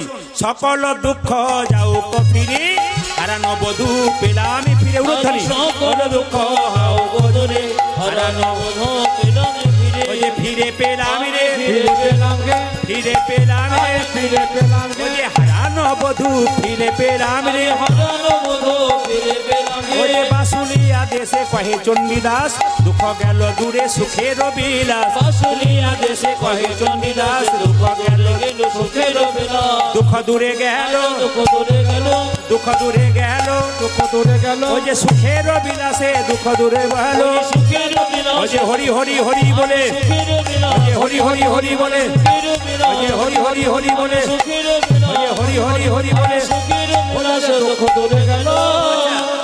আপনারা কি বাড়ি যাবেন না সিদ্ধান্ত করেছেন নাকি? 10টা বেজে গেল, 5:30 আরম্ভ হয়েছে, 4.5 ঘন্টা, বাড়ি যাবেন না? আচ্ছা, আমি কিন্তু বাবা খুব ভালো ভক্ত আপনারা, খুব খুশি আমি, কিন্তু আনন্দ পেলাম। যদি আবার এই এলাকায় আসি আমার নাম্বারটা একটু লোড করতে পারেন, এতে পাবেন আমার পার্সোনাল নাম্বার বলে দিচ্ছি, আপনারা লোড করুন যদি মোবাইল কাছে থাকে। 62 96 14 14 27, 62 96 14 14 27, যারা যোগাযোগ করতে চান এই নাম্বারে। সবাই মিলে একটু একসঙ্গে আজকের ভজন গাইলাম না, কারণ এর বিরহের ব্যাপার। তুমি আনন্দ নবঘন শ্যাম, সুন্দর নয়ন বিরাম, চরণে শরণ নিলাম, ধন্য ত্রিভুবন ধাম। তুমি আনন্দ নবঘন শ্যাম, সুন্দর নয়ন বিরাম, চরণে শরণ নিলাম, ধন্য ত্রিভুবন ধাম। ও চতুর্দিকে বসমানি করে দিয়ে করো, আজ চতুর্দিকে বসমানি করো দিয়ে করো, আজ হরি হরি হরি হরি বল, হরি বল, হরি হরি হরি হরি বল। মামি, ও মামি, তোমাকে ছেড়ে মামা বিরজার কুঞ্জে লীলা করছে, কিছু মনে করবেন না। স্বামী যদি স্ত্রীকে ছেড়ে অন্য স্ত্রীর কাছে থাকে, আর তার প্রকৃত স্ত্রী যদি শুনতে পাই সে অন্য কোথাও আছে, তার অবস্থা কি হয়? রাধা রানী একবারে কোমরে কাপড় বেঁধে ছুটলো শ্রীরামের কাছে, বিরজার কুঞ্জ। কি ব্যাপার শ্রীরাম, দরজা ছাড়। না, ছাড়বো না। দরজা ছাড় শ্রীরাম। না, ছাড়বো না। শুনবেন ভালো করে, রাধারানীকে কেন মা বলা হয় না এই জায়গায় শুনতে বলবো। এই শ্রীরাম, দরজা ছাড়। না, ছাড়বো না। না ছাড়লে তোকে অভিশাপ দেবো। তুমি আমাকে অভিশাপ দাও, আমি দরজা ছাড়বো না। তুই দরজা ছাড়বি না, তবে আমি জোর করে ঢুকে যাবো। এবার রাধারানী যেটা জোর করে ঢুকতে গেল, সেটা আমরা রাধারানীকে আছড়ে মাটিতে ফেলে দিল। রাধারানী আছাড় খেয়ে বলল, শ্রীরাম তুই আমাকে অসুরের মতো অত্যাচার করলি, তুই দৈত্যের মতো আচরণ করলি, আমি তোকে অভিশাপ দিলাম, তোরে যেন দৈত্য কুলে জন্ম হয়, তোর যেন দত্ত কুলে জন্ম জন্ম জন্ম, তোরে যেন দৈত্য কুলে জন্ম হয়, তোর যেন দত্ত কুলে জন্ম জন্ম। সবাই শুনে নিন, শ্রীরাম হয়েছিল শঙ্খচূড় দত্ত, তার সঙ্গে বিয়ে হয়েছিল তুলসী মহারানী। এই যে তুলসীকে দেখতে পাচ্ছেন, এর পেছনে একটা কারণ আছে। তুলসীর স্বামী কেন দৈত্য হলো? অভিশাপ। গণেশ দেখতে খুব সুন্দর, এক জায়গায় বসে গণেশ ধ্যান করছে, সে সিদ্ধান্ত নিয়েছে আমি বিয়ে করব না। তুলসী সেই রাস্তা দিয়ে পেরিয়ে যাচ্ছে, গণেশকে দেখে আকৃষ্ট হয়েছে, আর গণেশকে দেখার সঙ্গে সঙ্গে তুলসী বলেই ফেলেছে আমি তোমাকে ভালোবাসি। আর শুধু ভালোবাসা নয়, সঙ্গে সঙ্গে প্রপোজ করেছে কি, আমি তোমাকে বিয়ে করতে চাই। আর গণেশের ধ্যানভঙ্গ, অভিশাপ দিল, তুমি জানো আমি বিয়ে করবো না, সিদ্ধান্ত নিয়েছি, আমি তোমাকে অভিশাপ দিলাম, তুমি যেহেতু আমাকে জোর করে বিয়ে করতে চাও, অভিশাপ দিলাম তোমার তোমার তোমার তোমার কি তোমার দৈত্য স্বামী হোক। শঙ্খচূড় দৈত্য স্বামী হবে। সঙ্গে সঙ্গে সঙ্গে সঙ্গে তুলসী দেবী আবার অভিশাপ দিলেন যে আমাকে যেমন তুমি বললে দৈত্য স্বামী হোক, ওগো গণেশ তুমি বলেছো আমি বিয়ে করব না, তোমার একের চাইতে অধিক বিবাহ হবে। এই জন্য গণেশের দুবার বিয়ে হয়েছিল, একটা স্ত্রীর নাম সিদ্ধি, একটা স্ত্রীর নাম ঋদ্ধি। সবাই লক্ষ্য করুন, কত তত্ত্ব আছে ভেতরে ভেতরে, শুনে নেবেন। এইবার সবাই লক্ষ্য করুন, মায়েরা, যেই না অভিশাপ দিয়েছে তোমার দৈত্য করে জন্ম হোক, সঙ্গে সঙ্গে শ্রীরাম আবার চিৎকার করে বলল, ওগো রাধে তুমি আমাকে অভিশাপ দিলে আমার দৈত্যকুলে জন্ম হোক। দৈত্যকুলে জন্ম হওয়া মানে কৃষ্ণকে ভুলে থাকা। আমি যদি কৃষ্ণকে ভুলে থাকি, আমি অভিশাপ দিলাম তুমি 100 বছরের জন্য কৃষ্ণ হারা হবে, কৃষ্ণ হারা হবে, কৃষ্ণ হারা। এরপর একটা অভিশাপ দিয়ে দিল, ওগো রাধে তোমাকে অভিশাপ দিলাম, আজ থেকে পৃথিবীতে তোমাকে কেউ কোনোদিন মা বলে ডাকবে না। তোমাকে সবাই মা বলে ডাকে, আমি বলে রেখেছিলাম সন্তানকে তুমি এমন অভিশাপ দিলে, আমি তোমাকে অভিশাপ দিয়ে দিলাম তোমাকে মা বলে ডাকবে। রাধারানী কেঁদে কেঁদে বলে, শ্রীরামেরই তুই আমায় অভিশাপ দিলি। শুনবেন কীর্তনের কত প্রেম আছে এবং কৃষ্ণ লীলার কত প্রেম আছে, যারা ভক্ত আছেন তারা শুনবেন। ওরে শ্রীরামেরই তুই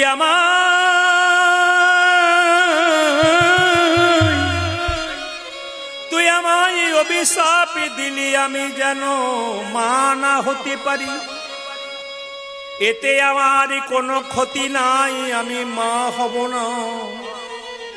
কিন্তু তুই এর পরে যে অভিশাপ দিলি ওটা আমি সইতে নারব। তুই আমায় বললি 100 বৎসরের জন্য কৃষ্ণ হারা হবে। ওরে শ্রীদাম রে, তুই জানিস কি না জানি না, আমি শাশুড়ি ননদিনীর বাড়িতে বাস করি,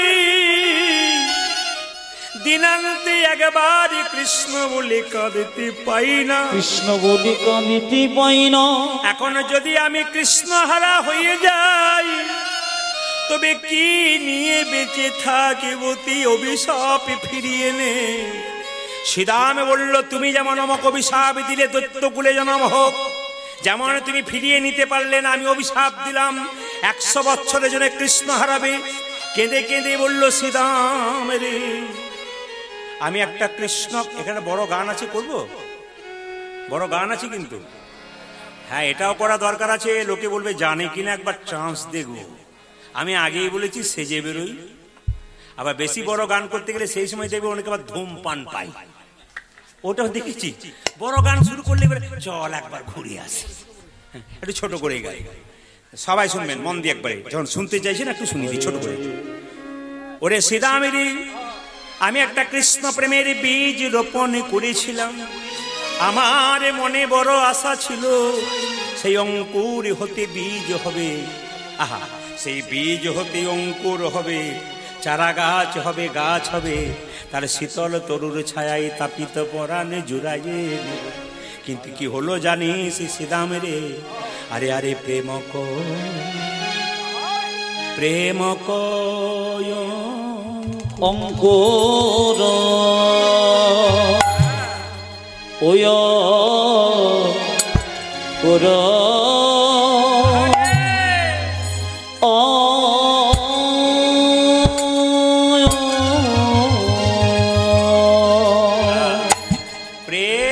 প্রেম কুয়ঙ্কুর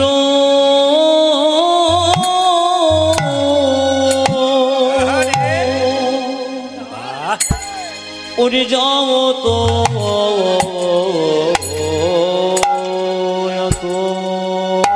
বুড়ে হারি ও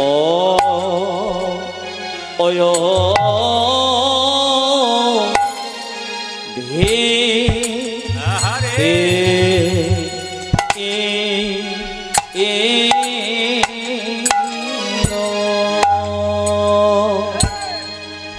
ওরে আমার প্রেমের অঙ্ক শোকাই গেল কৃষ্ণ প্রেমের অঙ্ক ও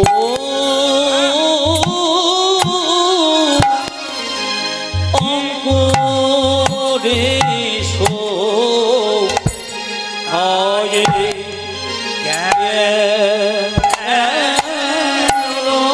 কৃষ্ণ প্রেমের অঙ্কুর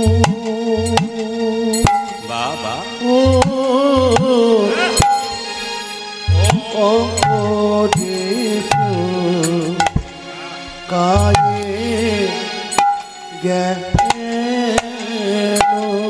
প্রেমে পড়ল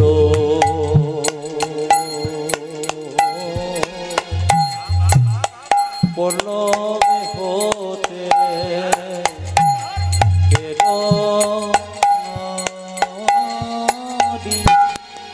প্রেমের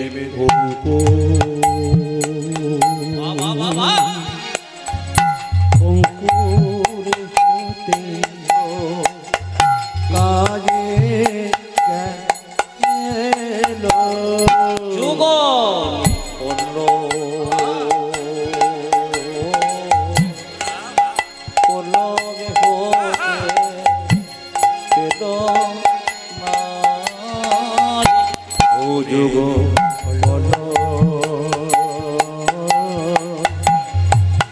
চলবে হতে পেল কৃষ্ণ প্রেমী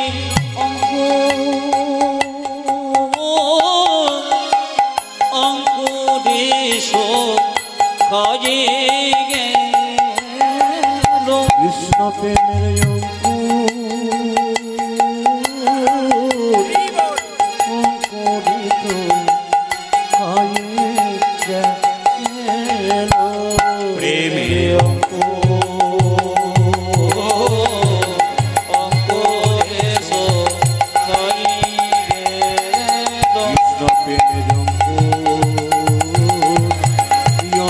দেশো কাজে গেল অঙ্গ দেশ কাজে গেল প্রেমের অঙ্ক দেশো কাজে গেল সেগুলি পূর্ণ পল্লবী ক্ষতি পেল ও যুগল পল্লবে হতে পেল না রে সেগুলি পূর্ণ পল্লবী ক্ষতি পেল না রে ও যুগল পল্লবে হতে পেল না রে অঙ্গ দেশ কাজে গেল অঙ্ক দেশো কাজে গেল অঙ্গ দেশ কাজে গেল অঙ্ক দেশো কাজে উলধ্বনি মায়েরা অঙ্গ দেশ কাজে গেল প্রেমের অঙ্ক দেশো কাজে গেল প্রেমের অঙ্গ দেশ কাজে গেল প্রেমের অঙ্ক দেশো কাজে গেল প্রেমের অঙ্গ দেশ কাজে গেল ও প্রেমের অঙ্ক দেশো কাজে গেল অঙ্গ দেশ কাজে গেল প্রেমের অঙ্ক কাজে গেল অঙ্গ দেশ কাজে গেল ও প্রেমের অঙ্ক কাজে গেল প্রেমের অঙ্গ দেশ কাজে গেল প্রেমের অঙ্ক দেশো কাজে গেল প্রেমের অঙ্গ দেশ কাজে গেল প্রেমের অঙ্ক দেশো কাজে গেল প্রেমের অঙ্গ দেশ কাজে গেল প্রেমক প্রেমক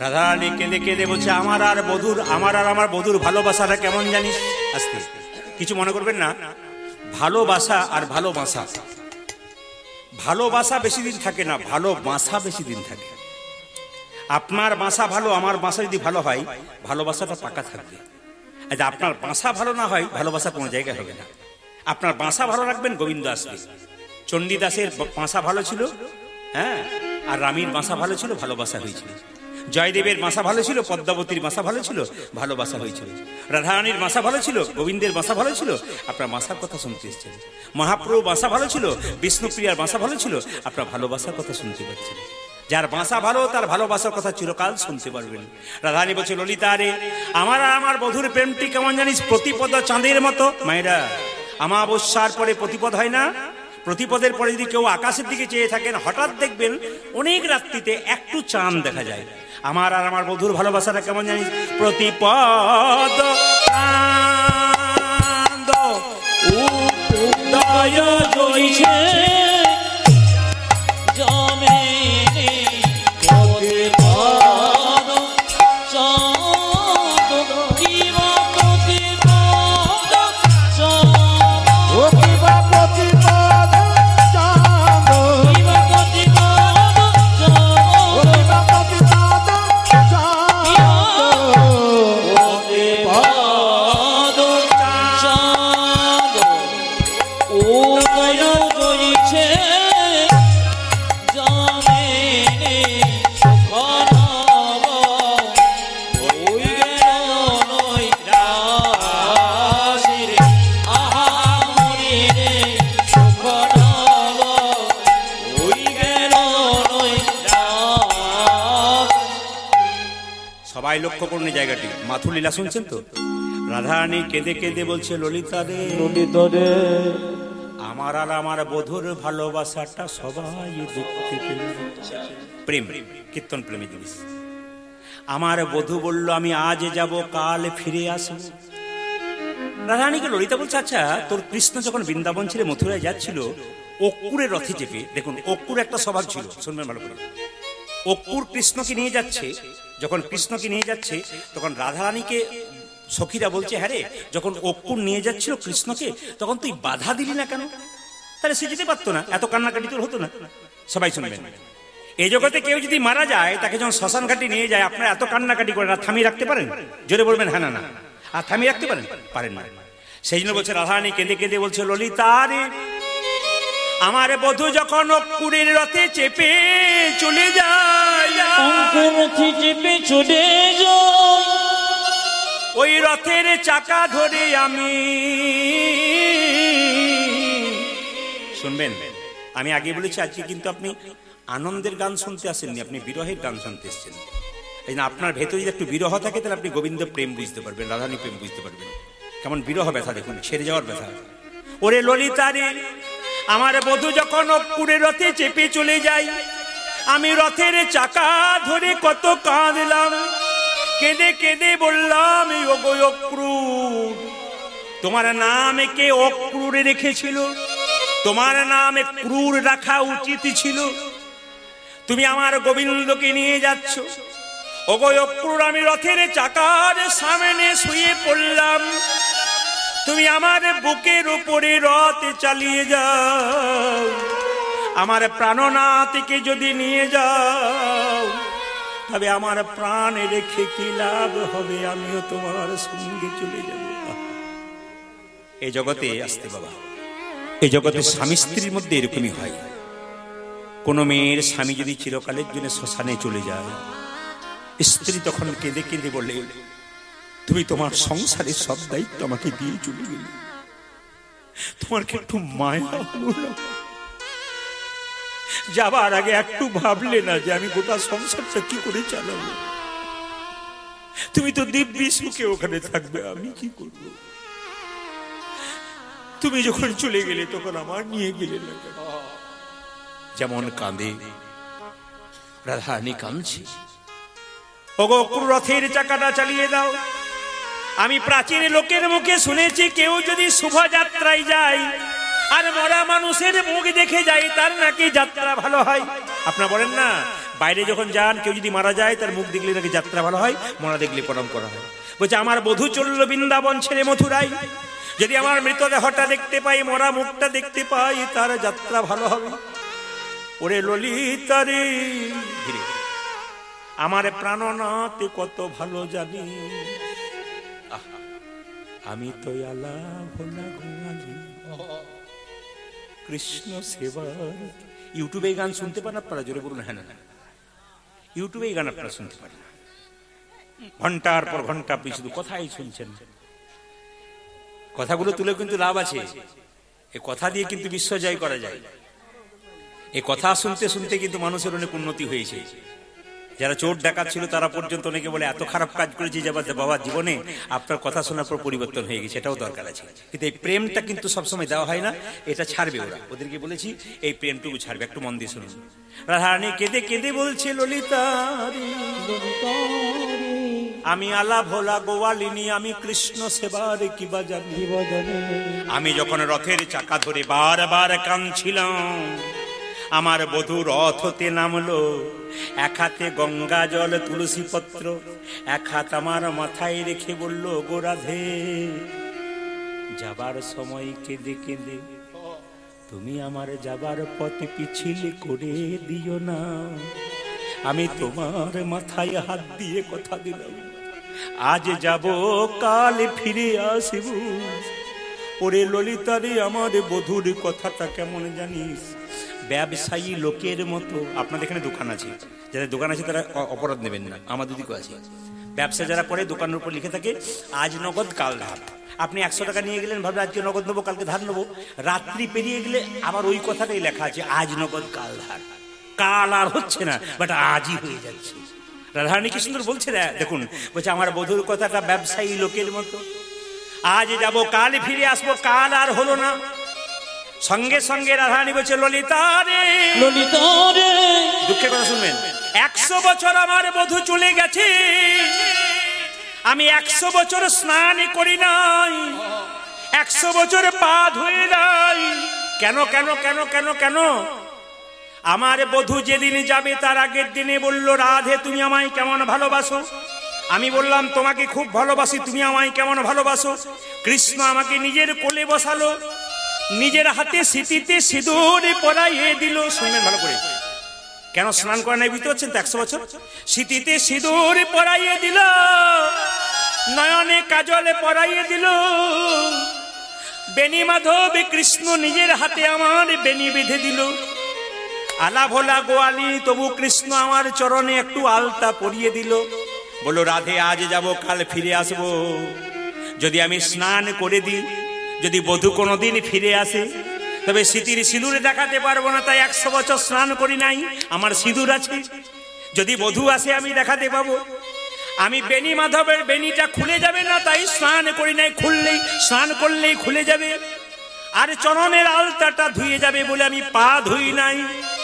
তবে ললিতা রে, বধূ যদি কোনোদিন ফিরে আসে, স্মৃতির সিঁদুরে দেখাতে পারবো আমি 100 বছর স্নান করি নাই। আমি বেনিটা দেখাতে পারবো 100 বছর স্নান করি নাই। পায়ের আলতা দেখাতে পারবো 100 বছর স্নান করি নাই। শুধু দুটো জিনিস আমি দেখাতে পারবো না, রাখতে পারি নাই। কোন দুটো জিনিস? আমার নয়নের কাজল দুটো। কেন রাখতে পারিস নাই? কৃষ্ণ বলে কেঁদে কেঁদে আমার নয়নের কাজল মুছে গেছে। নিতাই গৌর, হরি হরি বল, হরি বল, হরি বল। মুছে গেছে নয়নে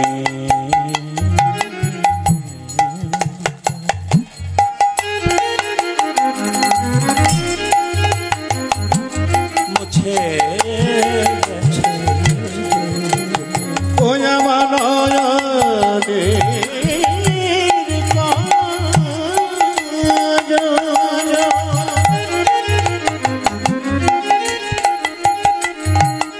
মুছে গেছে রে। কৃষ্ণ বলে কেঁদে কেঁদে নয়নের কাজল মুছে গেছে। কৃষ্ণ বলে কেঁদে কেঁদে নয়নের কাজল মুছে গেছে। কৃষ্ণ বলে কেঁদে কৃষ্ণ নিতাই গৌর, হরি বল। কৃষ্ণ প্রাণ গোবিন্দ বলে নয়নের কাজল মুছে গেছে।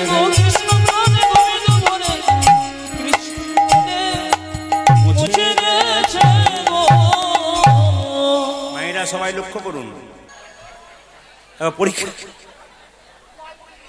এবার পরীক্ষা হচ্ছে মাঝে মাঝে। রাধা রানী কি মানে দু একজনকে দেখতে পাচ্ছি আমি, দেখুন দুজনকে দেখতে আমি তমাল বল। না না, আসলে কিছু মনে করবেন না। কীর্তনে আস্তে আস্তে কীর্তনের শ্রোতা হচ্ছে 3 প্রকার। একটি শ্রোতা, একটা সরতা, একটি সৌতা। আমি আপনারা যারা আমাকে ইউটিউবে দেখতে পাচ্ছেন, খুব বেশি হলে 5 থেকে 7 বছর দেখছেন, তার আগে আমাকে দেখতে পারেনি। তাহলে আমি কীর্তন করতাম না? হ্যাঁ আমি করতাম। কোথায় করতাম? ঝাড়খণ্ডে প্রচুর গান করেছি, মুর্শিদাবাদ নদিয়ায় প্রচুর গান করেছি, তখন অনেক গান করেছি, কিন্তু ইউটিউবে জানতে পারতাম না। কলকাতায় কোন একটা আসরে আমি গান করতে গেলাম, মেদিনীপুরে কোন একটা ছেলে, সে কিন্তু ক্যামেরা করে গানটা ছেড়ে দিয়েছে। তো দিনে যদি 5টা ফোন আসে, তো দেখতে পাই আজকে 500 ফোন আসছে। আমি তো বুঝতে পারছি না কেন আসছে। আপনার গান শুনলাম মোবাইলে, আমি তো কিছুই বুঝি না কোথায় শুনলেন কি না, বুঝতেই পারছি না। তিনি ছেড়ে দিয়েছেন, ব্যাস সবাই শুনতে পেয়েছেন। আস্তে আস্তে আস্তে আস্তে ইউটিউবের মাধ্যমে শুনতে পেলেন। কিন্তু আমি ঝাড়খণ্ডে একটা জায়গায় প্রতি বছর গান করতে যেতাম, তো ওখানে নিয়ম হচ্ছে কি, সন্ধ্যে 7টা বিকেল 4টা থেকে 7টা ভাগবত পাঠ আর রামায়ণ পাঠ, আর 7টার পরে কিন্তু 10টা পর্যন্ত কীর্তন। তা আমাকে বললো প্রদীপবাবু, আমি পরপর 5 বছর ওখানে গিয়েছিলাম, যে প্রদীপবাবু আপনি তো প্রতি বছর কীর্তন করছেন, এবছর কিন্তু একজন বৃদ্ধ ভক্ত 80 বছর বয়স, সে কিন্তু রামায়ণ পাঠ করবে, আপনি শুনবেন? বলো হ্যাঁ শুনবো। যেখানে দেখিবে ছাই উড়াইয়া দেখো তাই, পাইলেও পাইতে পারো মূল্য তোর। কিছু তো পেতে পারি, গুণী ব্যক্তি, জ্ঞানী ব্যক্তি, বয়স্ক ব্যক্তি, কিছু শুনবো, কিছু পাবো। তো মায়েরা বলুন তো, এখানে যদি 4টা থেকে 7টা রামায়ণ হতো আর 7টা পরে কীর্তন হতো, একটু সাহস করে বলুন, শাশুড়ি মারা আসতো বিকালবেলায় না বউ মারা বিকালবেলায় আসতো? জোরে বলুন কারা? ভয়ে অনেকে বলছে না কোনটা ঠিক হবে ভুল হবে। হ্যাঁ, বাবাদের সাহস আছে, বাচ্চাগুলো দেখুন কেমন হচ্ছে শাশুড়ি মারা। একবার কম্পিউটার বাচ্চা, কিন্তু এমন বাচ্চা না, আর একটা কথা আপনাদের বলে দিয়ে যায়, যে এখানে বসে আছেন, এই আমার কাছে এসে অনেকে নালিশ করে, আর বলবেন না দাদা একটি কাজ করুন বলে, কেন আমার ছেলে খালি মোবাইল কি করে ছাড়াবো? আমার যেদিন আপনি ছাড়বেন সেদিন আপনার বাচ্চা মোবাইল ছাড়বে। পরিষ্কার জেনে নিন, কেন বাবা যদি বসে বসে মোবাইল দেখে, মা যদি দেখে, ছেলে যদি উঁকি চুকি মারে, ও তো কেড়ে নিয়ে পালাবে। আপনি দেখানো অভ্যাস, অনেকে আবার বাচ্চাকে প্রথম থেকে শুরু করে, দেখ কাঁদিস না, কি দেখ দেখ, ওই যে দেখতে শুরু করে ব্যাস। আবার অনেকে দেখবে পেটের মধ্যে বাচ্চা থেকে ডাক্তার বলে ঘুমিয়ে থাকিস আর মোবাইল দেখবি, সময় কাটাবি, ওই স্ক্রিন টাচ মোবাইল দেখে, আর সঙ্গে সঙ্গে বাচ্চা জন্ম নিয়ে এদিক ওদিক তাকায়। তখন মা মনে মনে ভাবে, আচ্ছা ছেলে জন্ম দিলাম, ই খালি এদিক ওদিক তাকাচ্ছে। বলছে না, এদিক ওদিক তাকাচ্ছে না, স্ক্রিন টাচ মোবাইল খুঁজে বেড়াচ্ছে, কারণ তুমি মোবাইল দেখেছো ওই জন্য। আর পেটের মধ্যে বাচ্চা থাকলে তোমার আচার আচরণ যেমন হবে তোমার সেরকম হয় না। মাঝে মাঝে একটু দেওয়া দরকার, নইলে তো আপনার লাফাবেন না। আমি যখন বলছি তোমার বড় ভালোবাসি, আপনার কৃষ্ণ প্রেম ভক্ত যারা, তারা তো অবশ্যই নিচ্ছেন, অবশ্যই নেবেন। একটু বুঝিয়ে দিই, মোবাইল বাচ্চার হাতে দেবেন না যদি বাচ্চার সর্বনাশ না চান।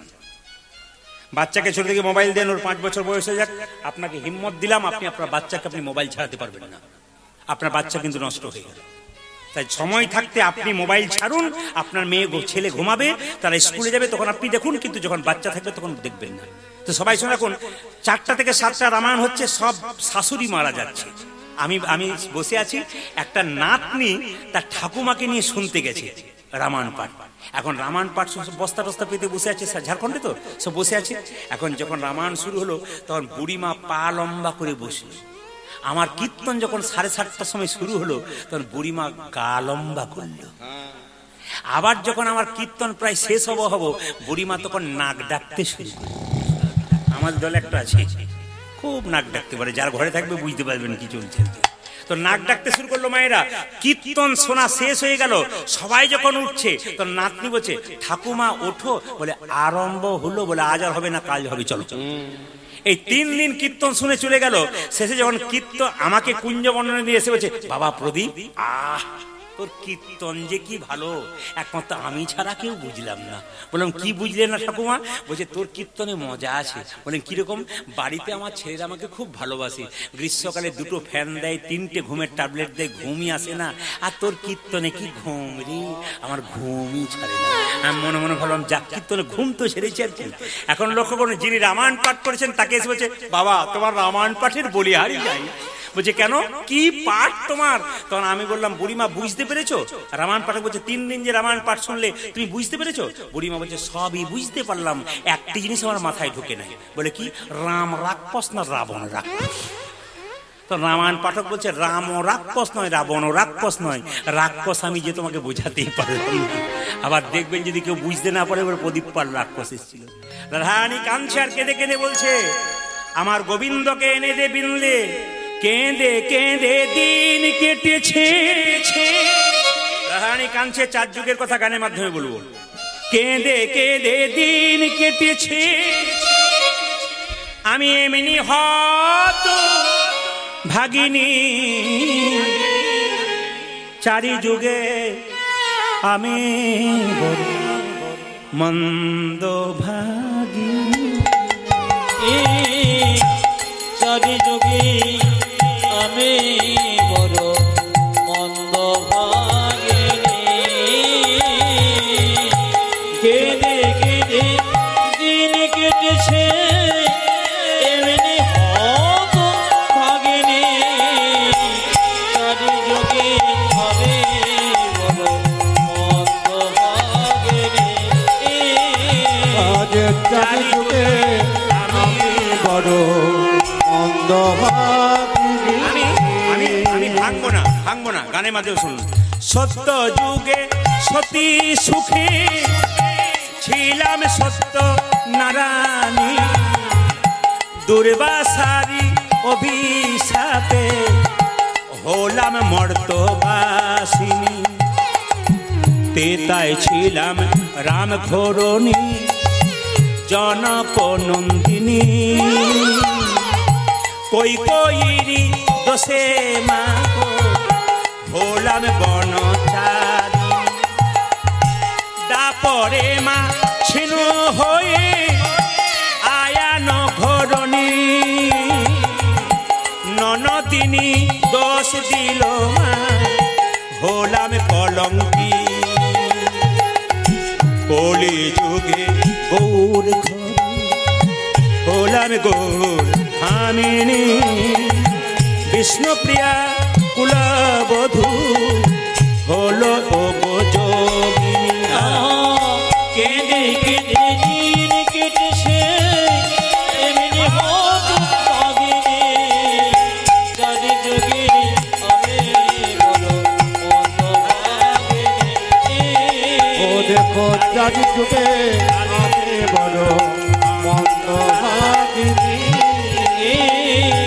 চারি যুগে আমি বড় মন্দ ভাগিনী।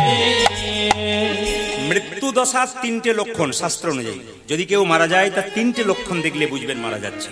কি বলুন তো? শ্বাস প্রশ্বাস বইবে না, এক। 2 নম্বর কি? নারীর স্পন্দন বোঝা যাবে না। আর 3 নম্বর কি? চোখের পাতা নড়বে না। কি বুঝছেন? মৃত্যু দশার কেউ যদি মরে যায় তিনটে লক্ষণ শাস্ত্র বলছে। কি কি? চোখের পাতা নড়বে না, হাতের নারীর স্পন্দন হবে না, আর কি? শ্বাস বইবে না। সখীরা কি করলো? রাধারানী কৃষ্ণ কথা বলতে বলতে অজ্ঞান হয়ে গেল। সখীরা নিঃশ্বাস দিয়ে দেখছে, সখীরা তুলো দিয়ে দেখছে যে নিঃশ্বাস পড়ছে কিনা। কিন্তু তাকে একমাত্র বাঁচানোর একটা উপায় আছে, কৃষ্ণ নাম। সখীরা কি করলো? মা রাধারানী কানে কৃষ্ণ নাম দিল। কিভাবে?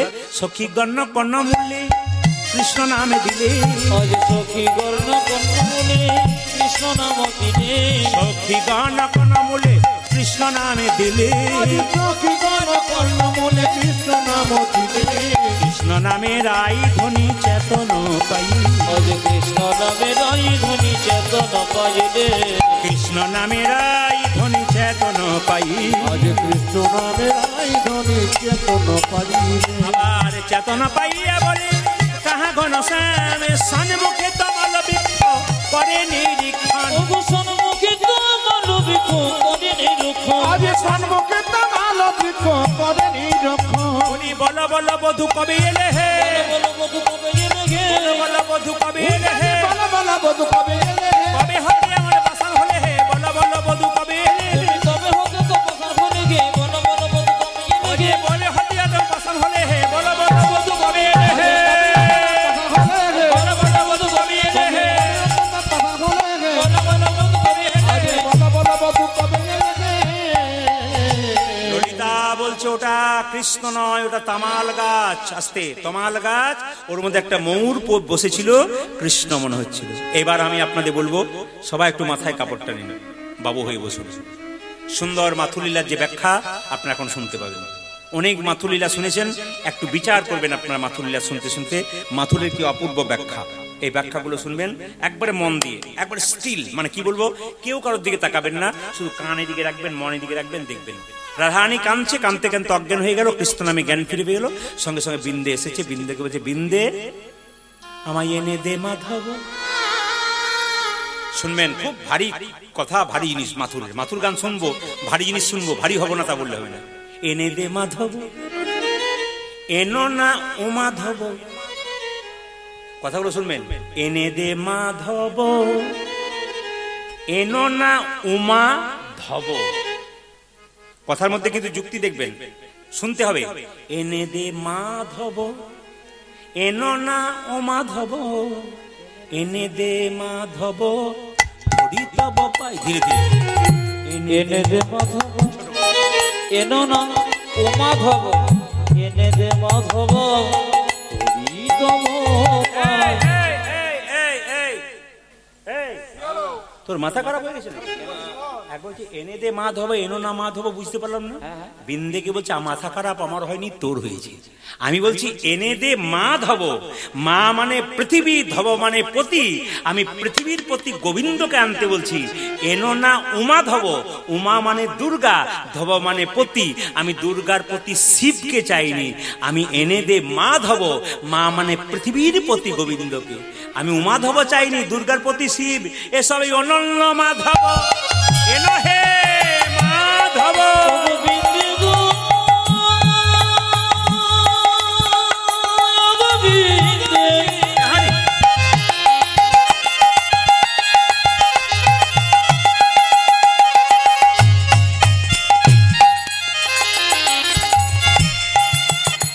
দিদি আমায় মাধবকে এনে এনে এনে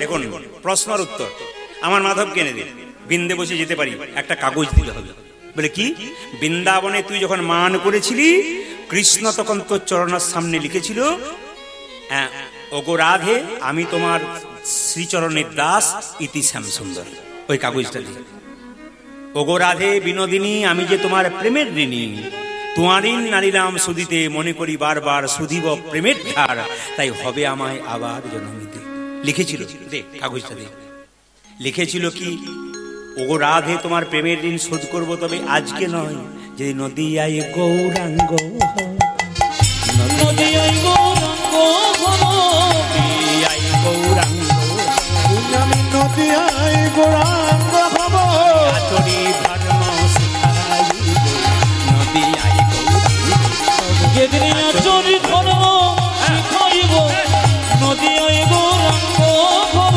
আচরি ধর্ম শিখাইব নদিয়ায় গৌরাঙ্গ যদি আচরি ধর্ম শিখাইব নদিয়ায় গৌরাঙ্গ হব সেদিন কি করবো জানো রাধে মাথায় বাঁধিব নামা বলি কাঁধে নেব ভিক্ষার ঝুলি আমি মাথায় মারিব নাম বলি কাঁধে নেব ভিখারি ঝুলি মাথায় বাঁধিব নামা বলি কাঁধে নেব ভিক্ষার ঝুলি ওই আমি মাথায় বাঁধিব নামা বলি কাঁধে নেব ভিখার ঝুলি জয় রাধে শ্রী রাধে বলে বেড়াইব জনবেশী রাধে বলে বেড়াইব দাঁড়ে দাঁড়ে সেদিন দাঁড়ে দাঁড়ে বেড়াই আমি দাঁড়ে দাঁড়ে বেড়াইব দাঁড়ে দাঁড়ে বেড়াই ওই আমি দাঁড়ি দাঁড়ি বেড়াইব জয় রাধে শ্রী রাধে বলে দাঁড়ে দাঁড়ে বেড়াই ওগো জনবেশী রাধে বলে প্রেমময়ী রাধে বলে জয় রাধে শ্রী রাধে বলে ওগো রাধে দয়া করো বলে জয় রাধে শ্রী রাধে বলে আমি দাঁড়ে দাঁড়ে বেড়াইব জয় রাধে শ্রী রাধে বলে বেড়াইব দাঁড়ে দাঁড়ে জয় রাধে শ্রী রাধে বলে বেড়াই বেড়াইব দাঁড়ে দাঁড়ে ভাই মিলে বলুন রাধা রানী কি একটু জোরে বলুন রাধা রানী কি শ্যাম সুন্দর কি সবাইকে বলেছি গোবিন্দকে আনতে যাচ্ছে হ্যাঁ চিন্তা নেই টাইম দেবো আপনাদের সবাই লক্ষ্য করুন যখন বসে আছেন আপনাদের উঠাতে পারি না একটু সুন্দর করে শুনুন ভগবান শ্রীকৃষ্ণ আনতে যাচ্ছে আর বিন্দে কি করেছে সবাই লক্ষ্য করুন বিন্দে যেই না এদিকে বিন্দে যে না যমুনাতে বিন্দে যে না মথুরাতে প্রবেশ করেছে অমনি মথুরা আচ্ছা পাড়াগ্রামের মেয়ে যদি হঠাৎ করে শহরে যায় এইদিকে এইদিকে এখন আর নেই আগেকার কথা বলছি পাড়াগ্রামের মেয়ে যদি হঠাৎ শহরে যায় তার অবস্থা কেমন পাড়াগ্রামে ছোট ছোট বাড়ি আগে ছিল আর শহরে পৌঁছালে 10 তলা 12 তলা 14 তলা মথুরার মেয়েরা মনে মনে ভাবছে এই দেখ দেখ কি সুন্দর দেখতে এই মেয়েটা কি সুন্দর দেখতে রে এত সুন্দর দেখতে চলো শোনা একটু রঙ্গরস করি কেন ও কোথা থেকে এসছে কেমন তাকাচ্ছে দেখ চল আমরা জল আনতে যাই কি তোর আইনা গড়ি লয়ে গা গড়ি উলুধ্বনি জল আনিতে যাই তোরা আয় তোরা যায় তোরা আয় না গরি লয়ে গা গরি যমনা জন আনিতে যায় আইনা করি লয়ে গাগরি যমুনায় জনানিতে যায় আইনা গড়ি লয়ে গা গড়ি যমুনায় জলে আনতে যাই তোরা আয় না গরি লয়ে গা গরি যমনা জন আনিতে যায় এইদিকে এইদিকে এইদিকে মায়েরা আস্তে আপনারা বলেন না আস্তে আপনার কথায় কথা বলার ঢপের কীর্তন আসতে দেখবে একটা কথা আছে ঢপ কীর্তন, কথা নেই যেটা বলুন বাবা কি কীর্তন শুনলাম, ঢপ কীর্তন। আপনার বলেন না শুনুন, এই ঢপ কীর্তনের প্রচলন আছে, কিন্তু এই ঢপ কীর্তন পূর্ববঙ্গের একজন ব্যক্তি, তার নাম কমল কৃষ্ণ গোস্বামী। ভালো করে শুনবেন, এই যে ঢপ কীর্তন একটা ছোট অংশ গাইছি, এটা কিন্তু খুব ভালো করে যারা জ্ঞানী, যারা কীর্তন গান নিয়ে আলোচনা করেন তারা জানতে পারবেন। এই ঢপ কীর্তনটা পূর্ববঙ্গের একজন ব্যক্তি, তার নাম হচ্ছে কমলকান্ত গোস্বামী, তিনি কিন্তু এই গানটি রচনা করেছেন। এই ছোট্ট অংশ, এই গানগুলো কিন্তু ঢপ কীর্তনের অংশ। বলছে শোন, দেখ দেখ মেয়েটি কেমন দাঁড়িয়ে আছে, চল জল আনতে যাই। তোর আইনা গরি যমুনায় জল, তোর আইনা গরি লয়ে গা গরি যমুনায় জলে আনিতে জয়। আনারে ছলে কুম্ভ ফেলে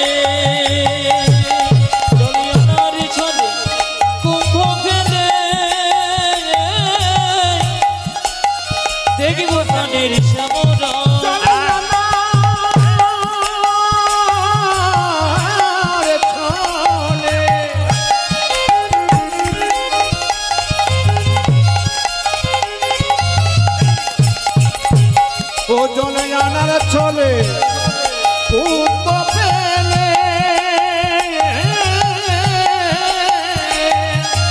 দেখো প্রাণে আইনা গড়ি লয়ে গা গড়ি যমুনায় জলে আনতে যায়। আইনা গরি লয়ে গা গরি যমুনায় জলে আনিতে জয়। আইনা গড়ি লয়ে গা গরি যমুনায় জল আনতে যায়। ও না গড়িয়ে কি হেরি রূপের বন্যা বলি হারি। ও না গড়িয়ে কি হেরি এলো ভুবনে আলো। ও না গড়িয়ে কি হেরি এলো ভুবন আলো। সবাই লক্ষ্য করুন, আমি আগে বললাম এই যে কীর্তন, এই ঢপ কীর্তন আসতে, এই ঢপ কীর্তনগুলো আবিষ্কার করেছে কে, লিখেছে কে? কমল কীর্ত গোস্বামী, কমল কৃষ্ণ গোস্বামী। কোথায় বাড়ি বললাম? বাড়ি হচ্ছে পূর্ববঙ্গে। ও না গড়ি কি হেরি যাই রে ভুবন বলি হারি। ও না গড়িয়ে কি হেরি এলো ভুবন আলো করি। ও না গড়ি কি হেরি এলো ভুবন আলো করি।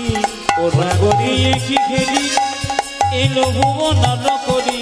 স্বর্গের রূপ যেন স্বর্গের অপসরি ওই রূপসী দেখে আমার ভরে যায়। আইনা গরি লয়ে গা গরি যমুনায় জলে আনিতে জয়। আইনা গড়ি লয়ে যা গড়ি যমুনায় জল আনতে যায়। এই মেয়ে কি চাস? বলছে তোমাদের যে রাজা আমি তার কাছে যাব। মথুরার মেয়েরা বলছে আমাদের রাজার কাছে পুরুষ মানুষ যেতে সাহস করে না, তুই যাবি কি করে? বলছে সই। দেখুন, ভালো কিছু আদায় করতে গেলে, ভালো কিছু কাজ করতে গেলে ভালো সংস্পর্শ করতে হয়, ভালো সম্পর্ক করতে হয়।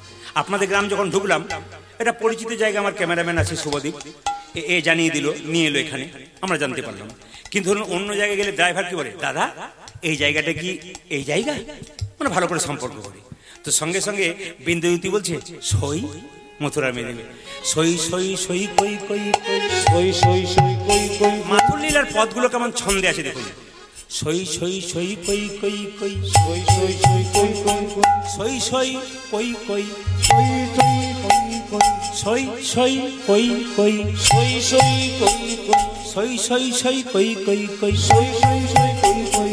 সই সই সই কই কই কই সই সই সই কই কই। সই সই কই কই সই সই কই কই আমি তোমার হলাম সই, আমি তোমার হলাম সই, আমি তোমার হলাম সই, আমি তোমার হলাম তুমি হলে আমার সই, আমি তোমার হলাম সই, তুমি হলে আমারও সই, আমি তোমার হলাম সই, তুমি হলে আমার সই, আমি তোমার হলাম সই, তুমি হলে আমার সই, আমি তোমার সই সই সই কই কই কই সই সই সই কই কই কই সই সই সই কই কই কই সই সই সই কই কই কই দর্শনে মময় আশা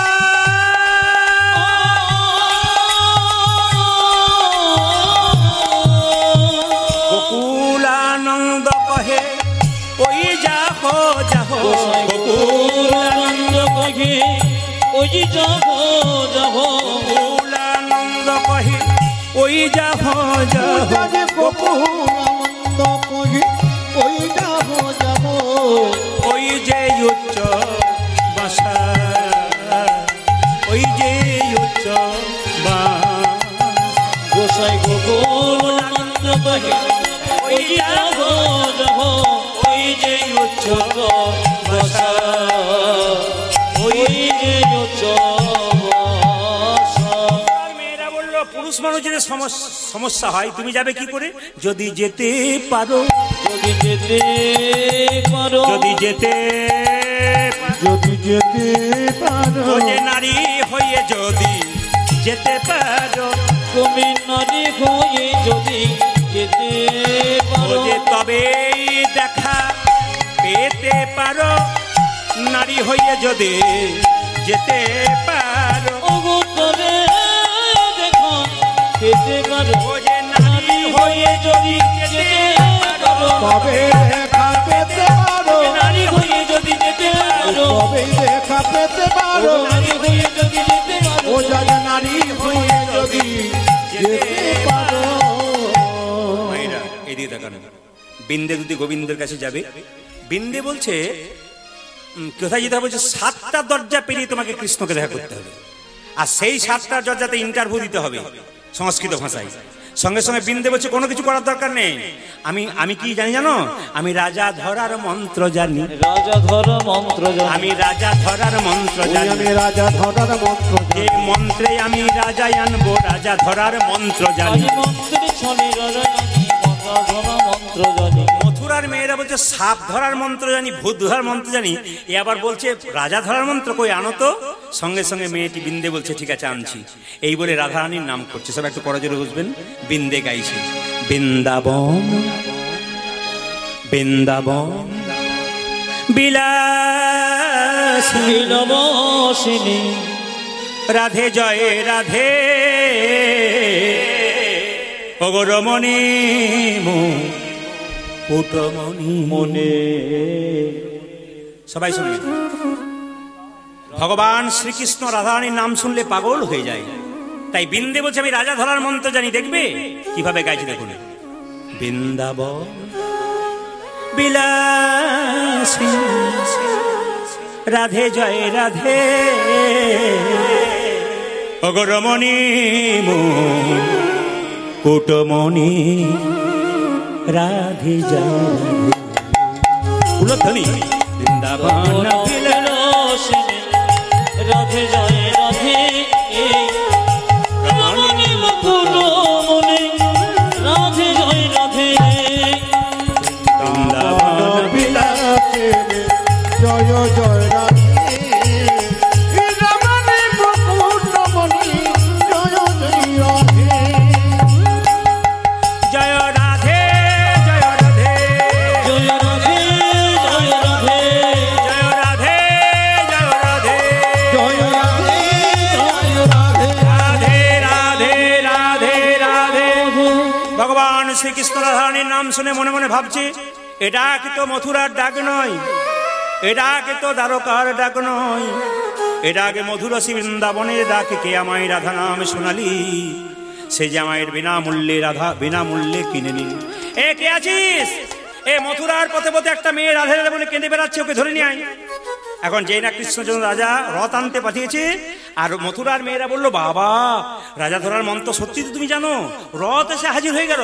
এবার আমরাও বলবো, আমরাও বলবো, এবার আমরা আমরাও বলবো আজি আমরা বলবো যে জয় রাধে শ্রী রাধে বলে আমরাও বলবো আজি জয় রাধে শ্রী রাধে বলে আমরাও বলবো যে জয় রাধে শ্রী রাধে বলবো কৃষ্ণ কৃষ্ণ কৃষ্ণ বলে জয় রাধে শ্রী রাধে বলে কৃষ্ণ কৃষ্ণ কৃষ্ণ বলে জয় রাধে শ্রী রাধে আজি বলে কৃষ্ণ কৃষ্ণ কৃষ্ণ বলে জয় রাধে শ্রী রাধে বলে কৃষ্ণ কৃষ্ণ কৃষ্ণ বলে জয় রাধে শ্রী রাধে বলে আমরাও বলবো আমরা বলবো সবাই মিলে বলুন রাধে রাধে।